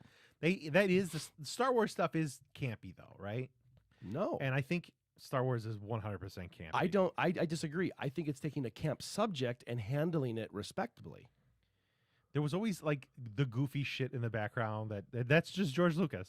Like it or not, George Lucas made that a part of Like what? what the hell? The Ewoks. All right. I mean, that was obviously toyetics. Yeah, but I mean I agree. It's George Lucas is trying to make sure that he gets the fucking those kind That's of toys. it. It was man. a check, man. But that's just a part of the way that the stories are told now. So Chopper, you'll have Chopper is Which I'm sick of the droids. Oh my they are God. I'm agreeing with you. They are really pushing droids. The droid thing I think that they started with Solo, where they kind of have That them was as it. a That was kind of the like one. like they're the slaves. The snide sarcasm bullshit. Okay, the sad droid from The good one. The Yeah. good movie. The The good one movie. the one played by Wash. yes, like I love that. I do too, All right. but I don't want to see it again. I don't want to see another one understand. like it. So like Chopper is another astromech droid. Yeah. The reason why I like Chopper, I'm pretty certain I can hear the swear words in Chopper. Oh, and a lot of people joke about it. I was like, yeah, that fucking droid said fuck. yeah. Like I know that droid said fuck. And I didn't watch Rebels, but I'm watching Ahsoka, and you can hear it in there. Yeah, he's the mouthiest droid out there. I do. I really like. I really like him. Brack. What the hell's the big guy who is obviously designed is Ralph McQuarrie's original design. Yeah. So he's kind of weird in some of the things where I kind of like don't like him as much, but like he grows older, and they did the live action version of him. Mm. And you can kind of see like they played him straight. Dude, to me, the droids are very like, hey, we can't figure out how to make this story element work. Have a droid do it. It's basically space magic. A space MacGuffin. Yeah, it's a space MacGuffin. I mean, it all is. It's like, just make it work. Hey, R2, open the door.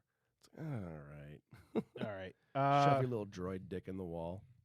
Next question. Oh, good. I know. Going back to climate change. There we go. I want sadness and gloom in my podcast. Oh, this is the Burgles. Oh, shit. Going back to climate change, what architectural changes / innovations / trends do you see coming in the next several years? I'll let you start off with this. You're an asshole. I'm interested in what you would say. Architectural trends? Yeah. Going back to climate change, what architectural climate innovation trends do you see coming in the next several years? By the way, just a quick note, this is the gentleman who also is fighting the good fight, trying to get me to watch Rebels as well for a very long time. Yeah. Oh, shit. I mean, I don't know. You have your finger on the pulse of this. I just look. I'm at shit interested and in go, somebody who's not who in has the business. no idea. Yeah. What do you feel is the architectural community is doing? Not a goddamn thing. Yeah, not enough. I can't see anything from inside my box in the basement in a hole. I mean, you said yourself that the architectural community is 70 years behind anything that is needed. Is that accurate? I would say they're. If that's the case, No, shit they're- needs to No, as far as art movements, they're behind in art movements. art movements. Thank you. Yeah. Okay, so what do I see going? I see self-reliance, meaning I see more eco-friendly roofs, green roofs. I see more eco-friendly usable materials that aren't biodegradable but can self-produce electricity or energy in some source. Whether that be energy be water, food, nutrients, whatever. I see that being a big next step. And I see cooling of human comfortability being a big issue moving forward. I also see the need for not leaving the house eventually being a big thing. I think the desire will be there to leave the house and congregate and do whatever. But I think if the world is going as globally warming as we're expecting it to be, I think you're going to see more people hermiting and living and thriving online. And I think online communications have to protection of shield grids, of wires and fucking fibers and that kind of more shit. of an infrastructure to keep up Thank with. you. Yeah. The infrastructure was the word I was thinking. I think that's going to take place of city roads and highways. It's going to be more important to keep people connected digitally. I think a lot of those things people are gunning for, or I think they're trying those right now. Am I being too short-sighted? No, I think some of those things they've been trying to do for 20 years, and a big problem with it is it's the architect can only recommend that it be done, Right. but the client has to pay for a lot of these things, right. So there's LEED is it's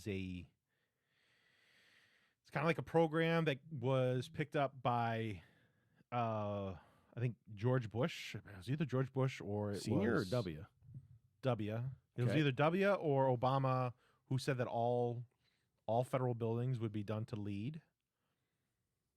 And it's sustainable practices is really what it would be to make sure that things are designed properly. Yeah, I remember hearing about this on NPR. I remember driving. I remember exactly where I was when I heard about this on the news. Yeah, This is super interesting. So you can see you'd have LEED silver, LEED gold, LEED platinum buildings. What's the difference? It's done by a point system, and how many points you get is whether it's going to be silver, gold, or LEED. A lot of people don't want to do it because you can still design to those standards, and not have to pay for the lead accreditation, because Okay. you essentially have to pay for lead consultants to actually make it work. So I mean, it's pretty. It can get pretty intense. And Yeah, I yeah, had done yeah. a lead building in Canada, and I didn't really have to do anything with it. Like they just kind of said, this is what we have to do as a strategy. This is what we have to do to get these points. Mm. And I would just kind of design to make sure that we're hitting all those things. And a lot of stuff is, it's just site stuff, making sure you're punching windows in the correct place, making sure that there's things put in place to, like you're picking materials that are local, stuff like that. I mean, and Right. it's a good thing to do, but like in America, we act like it's this great new innovative thing, but that's how the rest of the world just does it normally. Isn't it been like that since the dawn of building? Yeah, I mean, and you would have to, like, you can't really design something where you're not picking local materials because you can't afford it. Yeah, the cost goes astronomical. Yeah. But they have stuff like well is another thing where it's more of not necessarily sustainable practices, but it's how people live inside of buildings. Okay. Yeah. To Yeah. make sure that it's, they're living happy lives and they can actually be inside of a building and be very comfortable, and well is good. I mean, recycling is part of well. I'm not going to suck my own dick on this, but it sounds like everything I said was accurate. Yeah. No, I mean, a lot of the stuff you said is pretty good. Let's see. As far as he was talking about climate change though. So I remember like back in 2006. White hen. Yeah, white hen. Back in 2006, there was a lot of stuff about 2030 challenge. Oh yeah. Yeah. A lot of the things that we want are just not going to happen. And Yeah. I remember, it's not only is it going to be the worst case scenario, but it's a way worse scenario than we thought it was going to be. Good. Is the way that it's looking. And I remember thinking back in 2006, there should be something called Plan B architecture. Okay. I've read a book that like literally called it Plan B. To like abort it. Yeah, of course. I'm sorry, everybody out abort. there. Just got to get Jesus. a coat hanger to clean out. Yeah, so I'm glad I didn't. I know. Go it's ahead. really- Okay. It's not very Plan good B. of me. It's really bad. So it's sustainable architecture is like usually it's not like just even like saying the word of like we're sustaining. We're doing just enough to make it work. But sustainable means to reuse and to keep the quo, right? To be able to sustain. So to be able to sustain. Yeah. Yes. So people are thinking less sustainability and more resilient design. Something that's actually going to be good point. very strong and be able to be durable and is going to last. Not just sustaining, but being resilient. But be able to last. Okay. And I think with a lot of that is like with urban planning, like people are going to have to not build in floodplains anymore. Like city planners, I understand that a developer wants to give you money and they want to sell homes to people where it's eventually it's going to flood, but they're going to get their money. But you're building in a floodplain. I mean, it's not the best idea. Yeah. So changing urban practices and urban planning is going to have to be something that's really going to happen. As far You've as been talking about climate that for change. decades, by the way. You've been talking about that for a very long time. There's a village that I'm working with right now that is going away from like parking requirements, which is really good. There's something called new urbanism. Ooh, what's this? It's just trying to be trying to design better cities is really all that I love it. I love it. So with every time that you go to design a building, the city or the village is going to have requirements saying how many parking spots you're going to need, right? Okay. And this is to kind of stop the sea of parking. Like, if I'm designing to a standard, some arbitrary standard of a list that like my building type has to apply on this very short list Okay. of how many parking spots I'm going to need. And, Okay. sometimes that's good, sometimes that's bad, but it should be up to the person who owns the building on like how many spots they're actually really going to need. Makes sense.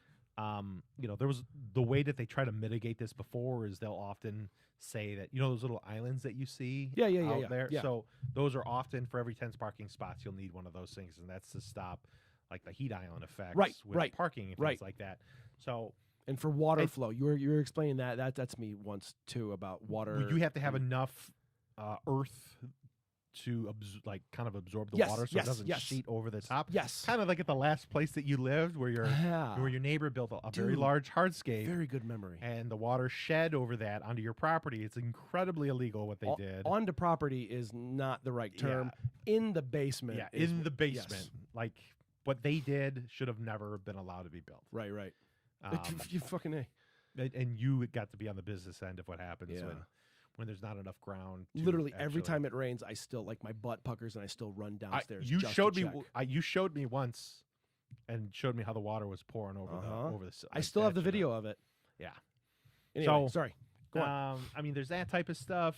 I like that. What's that called? New urbanism. New urbanism. All right. Yeah. As far as like resilient, some of the. I'm trying to think of what. Do you think solar panels are worth it? I've had 3 people come to my house and try and sell me solar panels, and they keep using the exact same sales technique. It's like it's free. Yeah. But okay. So with that stuff, Yeah. who owns the equipment? They own the equipment. Okay. They're renting out your roof rent free. Yeah, they're going to kind of cut you a deal on some of the solar panels. Yeah. What they're trying to do is they're trying to establish a massive grid. And it's cool. Like you're establishing an infrastructure over the course of a whole city. You okay? To try and like recoup some energy and be able to put it in a battery. It's a great and idea. It is a great idea. But if you don't have a roof that's like there's a certain angle that it's supposed to be to actually recoup the maximum amount, because you want the sun to be as perpendicular to these panels as possible. It's just not really recouping the cost in a lot of things. Like there's a reason why a lot of people use it in say Arizona, and not as much here because it really your return on investment's actually going to occur there. Makes sense. Whereas here, somebody's putting equipment on your house that you don't own, and they're not paying you for rent at the cost of something. And I'm not 100% certain that the return on investment's ever going to occur. Yeah. Like what happens if there's a leak, or what happens if they go out of business? Like they're doing penetrations through your roof. Yes. And it's as somebody who's in that business, I would not do it. Okay. If I was in the Southwest, I would probably do something like that. Okay. That's good to know. And it would be my equipment, and I would buy it myself because there's a lot of grants that would pay for that stuff. Oh. So they're being able to use government grants that you're paying for to put things on your roof Yeah. to not pay you to park things on your roof. Okay. That's a beautiful note. I don't know. It just doesn't. Something's not. It doesn't sound right to me. I've had people try and. I have a big philosophy about that, like wearing brands too, like Nike or Adidas or something. It's like you're not paying me to wear your brand. I'm not going to wear it. That's why, like, whenever like I buy a hoodie or clothes, it always has to be unbranded. I don't know. Paying you? Yeah, because they're not paying me. It's I mean, unless I respect and love the company.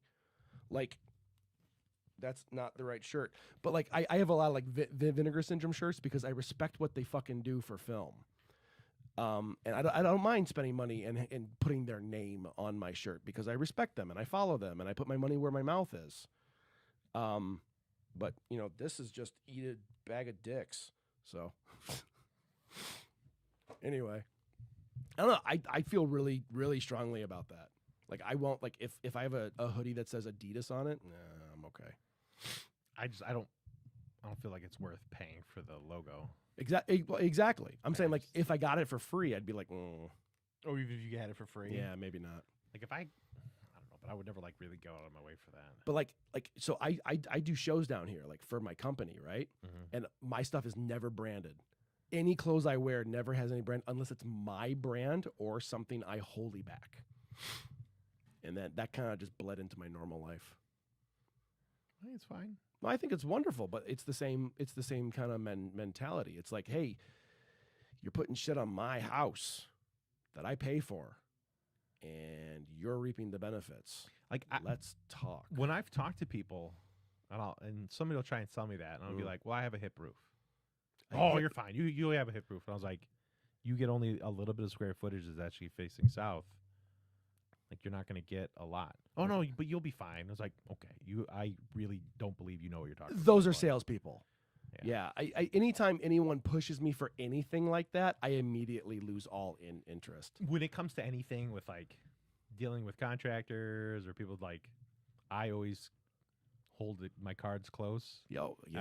And I let people talk, and I'm going to find out whether they're going to actually tell me the truth. I've been noticing this about you more and more. Ever since you and I started doing this podcast, I've noticed this thing with you. Like, you noticed the fucking flaring of my nostrils since I was 15 years old. I noticed that you've been staying quiet more. Why? Is it because you're waiting for people to keep talking? Because I do that same thing when I do interviews, and people always look at me like I'm like something's wrong with me. Well, I mean, listening is important. It's wonderfully important. But you're doing it way more now. It's very intriguing. Was I talking over and being a meathead before? No, not at all. Because guilty is charged. Hey, Heister. Thank you, Heister, for guilty is charged. And safe. No, but like you, I noticed it when you and I talk. Like when we used to do an old show, it was all about dick and fart jokes. You know, it was all like how do we one up this situation? How do we lead someone down a wrong path to make the joke? Things like that. But I'm noticing now that you're calmer, and I'm wondering if it's just because. I mean, it was a character before. I understand. God, which I'd trust like, me, which I is understand. fun to play the character. It's very fun. I'm just worried that But like if the character ever gets out, you were like, that guy is a huge piece of shit because he said all these awful things. It's It's a character. It was a character. I was like, it was like a TV show. It was a face that you put on. You're not Ross. I was essentially telling people what was going on in my life. It was mostly true. Like we would talk about things, but as a character.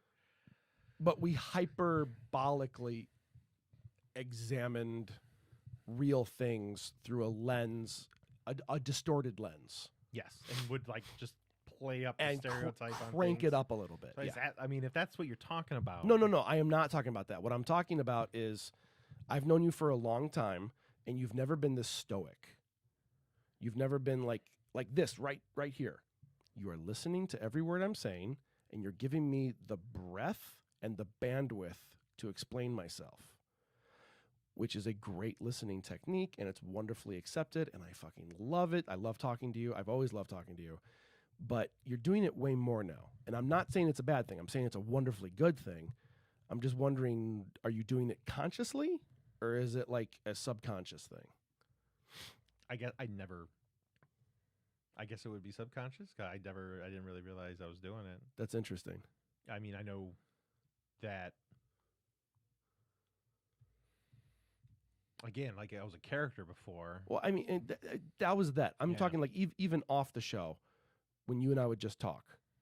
I mean, I enjoy hearing what people say. It's always awesome to hear others, but like also what I was saying before, like I will hold back what I'm saying because I have knowledge on things, and they might not know that I know. Right. And I think it's beneficial to hold back. To let them prove themselves, or to let them dig their own grave? Both. Like, for example, there was when my mother's house caught on fire, there was a contractor that just showed up to the home. And I was immediately skeptical. No shit. Immediately skeptical. And he kind of, like, he offers his services, kind of said that this is what he does. Was being very helpful. Yeah. Nick was with me at the time, and I remember the guy, I was busy at the time.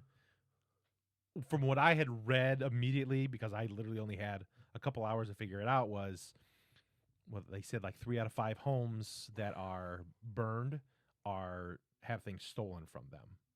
And that like worried me very much, worried my mother a lot. After the fact or before? After the fact. As soon as this burned, people were like, ew, the house is burned, let's go steal stuff. Ew. I know. So we ended up going there, and I tried to like retrieve as many valuable family heirlooms and stuff like that as we could. And this guy showed up during this. And and all he knew was I was at literally a smoldering home that was still like the smoke is still coming Why up. would you talk to someone during that time frame? Um, If you're not first responder, why would you? So yes, and I felt the exact same way. So I just let him talk. He was incredibly knowledgeable. He was a really nice guy. He knew exactly what to do and listed off all the things that should be done and asked if he would like him to do it. And I said yes. I mean, because everything that he was saying made a lot of sense. Okay. It didn't sound like he was blowing smoke up my butt. His name's Keith. He ended up being the contractor for my mother. He's like one of the greatest men ever. No shit. Awesome. If your home's ever burned, it could have turned out really weird. I remember looking at Nick and I was just like, yeah. we're going to beat this guy with a bat. That's what I was thinking was going to happen. If this guy's like stealing stuff. But no, he showed up. He was literally just done. This is what he does. He literally goes to homes that are burned. He's amazing with the people there. He's really good at working with the insurance companies. This is probably where he's the best at because he understands how the insurance companies operate. And hell yeah, give this guy a shout out if you like what he did. But he ended up he's really great to my ma. That's important. He was really good at doing design for stuff, and he was just he was talking about things and like how he had worked in the area and all this stuff and things that he had done, and I just kind of felt him out and asked some questions. And then when everything was said and done, I was like, oh, and by the way, I'm an architect. Yeah, so like you have my blessing. You pulled out the little mini sword. Dab it. Good job. Well, I'm not licensed yet, so I can't officially say that I'm an architect. It's a pocket knife. I have to say, architectural designer. I still have I still have exams to go. How much more do you have? Too many. Really? Yeah. Okay. Just put it off for a really long time. Well, we're gonna have a party for you. There's no like huge change when you get licensed. It's just like, okay, now you hold on a second. Shut the fuck up. There's a huge change. I can now be sued by people. That's the biggest change. All right, fair enough. What I was gonna say is you're like your culpability goes through the roof. I can literally get sued just by showing up to places. Like that's fucked up. Yeah. Like if something happens like structurally or something like that and they know that I'm there. No kidding. And a lawyer can prove it. Whoa. I can get sued. Okay. So like when you go to like visit like a site while it's being built, and this will happen to people. Yeah. Like if I go somewhere and you got to sign in at the general contractors thing. No and shit. Something happens. Yeah, I get dragged through litigation. My story was so much more whimsical and heartstringy. There is your litigious nightmare is scary. Yeah, it is. Like once now I'm on the hook for 10 years after a building's. God. Built. Whereas contractors only on the hook for like 1 to 2 years. You're kidding. Yeah, there's like a big. If you're. I shift that around a little bit. Well, the contractors take on a lot of the weight of the cost of things. Yeah. So by them fronting the cost of a lot of the materials, they're not on stuff the hook like as that, much. And they're the ones building it. Okay, they'll be on the hook for 1 to 2 years after the thing is built, or 1 to 2 years after the last problem, essentially. So like if something happens, then the clock starts over.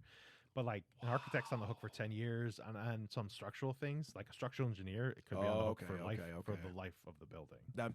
I understand I understand that.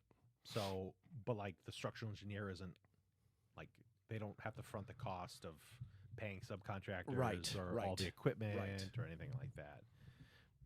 But I mean, there's a give and take. I think like contractors probably make more money now.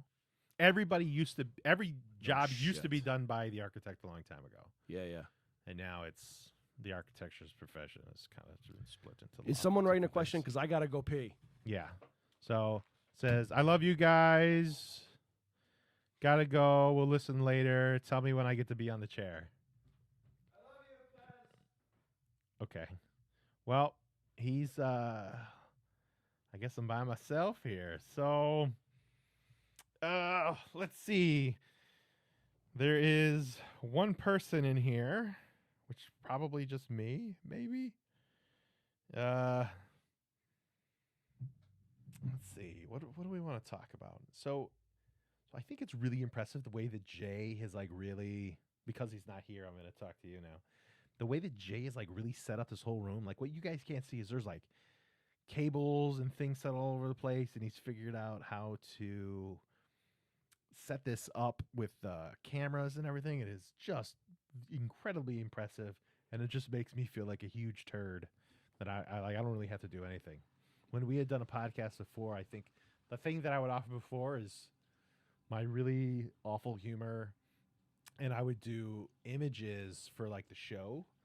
I don't even do that anymore. Now we just have AI do that. So I contribute very little to this now. Jay does most of the stuff. So if there's lots of thanks, all should be given to Hey, Jay. look, flawless transition. No one knew I was gone, just like a normal podcast. On here, you're not even here yet. What was that last part? I was just talking about gerbils and Richard Gere and how I feel like he got shafted because he can't go to China anymore. Dude, how shitty is that? That's the story that lives on forever with That Richard he's a gerbil Gere. guy? Do you Yeah. think anything had to do with gerbils? I don't think so. I think someone lied. You think it was China that lied? Because he was very outspoken against like all the stuff that was happening with China and Tibet. Yeah. What are you talking about? Well, I'm wondering if it was China is the one that pushed the gerbil story, The up the butt story. the up the butt story. Well, maybe that makes sense. I'm just wondering. Yeah. Because that does suck. That out of all the things that he did, that's what he's known for. Can you name a movie he was in? Pretty Woman. All right. Well done. There was another one in China, and he wasn't allowed to be in China anymore. There after was that. another one in China. Yeah. I mean, that's just sad that the dude is like that's what he's known for. Just like Pee Wee Herman. Pee Wee Herman was a fucking amazing kids entertainer. He made a show that was groundbreaking and great. And then dude jerk off in one theater. So I think when it comes to that stuff, like while you had all those people, like they were gay, and there was no other way to meet anybody, and it was like this weird way that I was like, yeah, it was the only way you could meet somebody. Mhm. And then and everybody knew, like that's where the like gay guys would go to do that course. stuff, right? Or anyone. It anyone. didn't have to be. So like if a cop wanted to be a jerk, they would just be like, hey, let's go beat up some gay people, and they Yes. go to the theater. Biggity bam! Here's Paul Rubens. Biggity bam. And they just like beat on him. Who was George Michaels? He was another one. Like, Yeah. he didn't like. That's just kind of what they had to do. It's shitty. I mean, When you said shitty, was that Siri that spoke up? basically, yeah, that's fucking weird. Siri, you're shitty. Is there something else I can help with? No. I want to stop talking. I wonder if these microphones could pick this up. Well, I kind of hope so. I kind of hope that like my for a year now, I've been hoping no audio from that side of the room ever picks up, and now Well, it's like I really now hope let's it have a does. full conversation. It's when we started talking about droids that I got mad. Oh my god! Yeah. Are you gonna be Siri? Are you gonna be in the next Star Wars? Oh, she doesn't talk to No, me she don't apparently. talk, yeah. It's because I hate Apple. You got the Apple Watch, so you're part of the Borg already. I know. Do you like that thing? That thing freaks me out. I do. Especially like if you're doing exercise stuff, or when you're fat like I am, and you're like, Does oh it my feed god, you a Dorito or something? I'm gonna have a Coronary. heart attack. Okay, good. And you can find out like what your heartbeat is immediately. Mm. The other thing is you can actually, it'll tell you your heartbeat based off of your, it's 75 beats per minute, which is very healthy. The other thing that it'll tell you is actual what your like the way that your heart beats, and it can tell you if you have You're my heartbeat. thank you, buddy. It'll tell you what it's called ECG. Here, see. Every this is really good. chocolate is good. Every chocolate is good. So what you do is you literally can put your finger right here, and it'll tell you your heartbeat. Oh, that's fucking neat. And there's some people who have Irregular. an irregular heartbeat. Yeah, I'm well this versed in is- that. And this will actually tell you if you are having an irregular heartbeat, which would have helped, like, say, my wife's father who Yeah, right. had really bad heartbeat, or my wife, she has a wonky heartbeat. I think it's a hereditary thing. I do too. Do you? Mm-hmm. So if you ever want to know what's going on, if you have like a heart murmur, you can see it on there. I do have a heart murmur. That's funny. I do as well. Yeah, and it'll tell you whether it's a sinus rhythm, which it is, Hmm. and then you're good to go.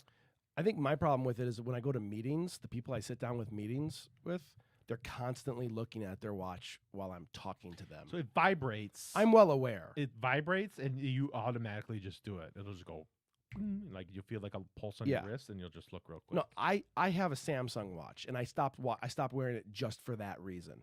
That every notification, I was like, "What is it? What is it? Oh, it's really it's cool." But I know, like, oh my god, it's just so aggravating because I know not every message that person is looking at while I'm having a conversation with them is important. I know their life just got regenerated in their game that they're playing, or their favorite cookie just went on sale on Amazon, or whatever. It's Wait, it has? I think the biggest thing why I really like this is, I'm not a huge in Star Wars or Star Trek, but they have something called walkie-talkie. We'll see if my wife. You ever heard of walkie-talkie? yeah, we used to play with them as Yeah. kids. So let's see if Heather is gonna answer. Oh my We're gonna God. check availability. Can Heather be a special guest? Oh, Heather's not available. She's like, fuck So, you guys. I wonder if I have anybody else on walkie-talkie. So what it is, I don't know who this person is. Oh my God, call them. I don't know who that person It's is. I'm not gonna do it's that. 9 o'clock at night. Is it No. 9 o'clock? I don't know. Check your watch. 9:07. Oh my God, we've been doing this for 3 hours. It looks like the podcast stopped. Oh no, we're not very active people. I thought the video froze. You're just not moving very much.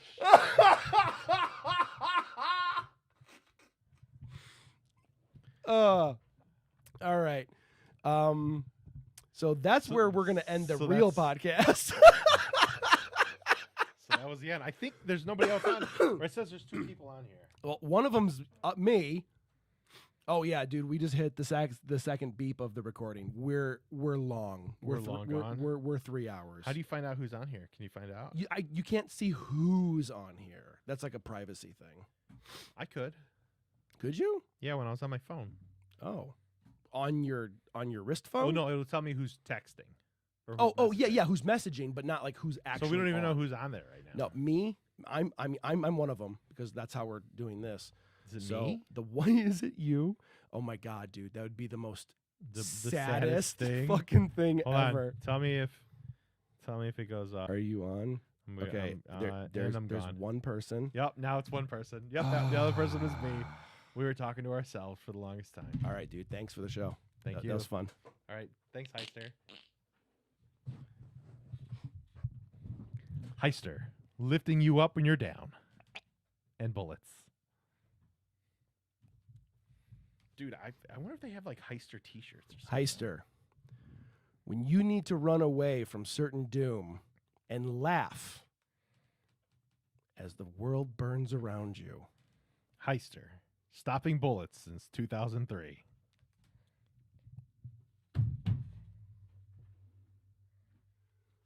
I wonder if they got a Heister thing. Hold on. Dude, so I keep wanting to buy this thing at a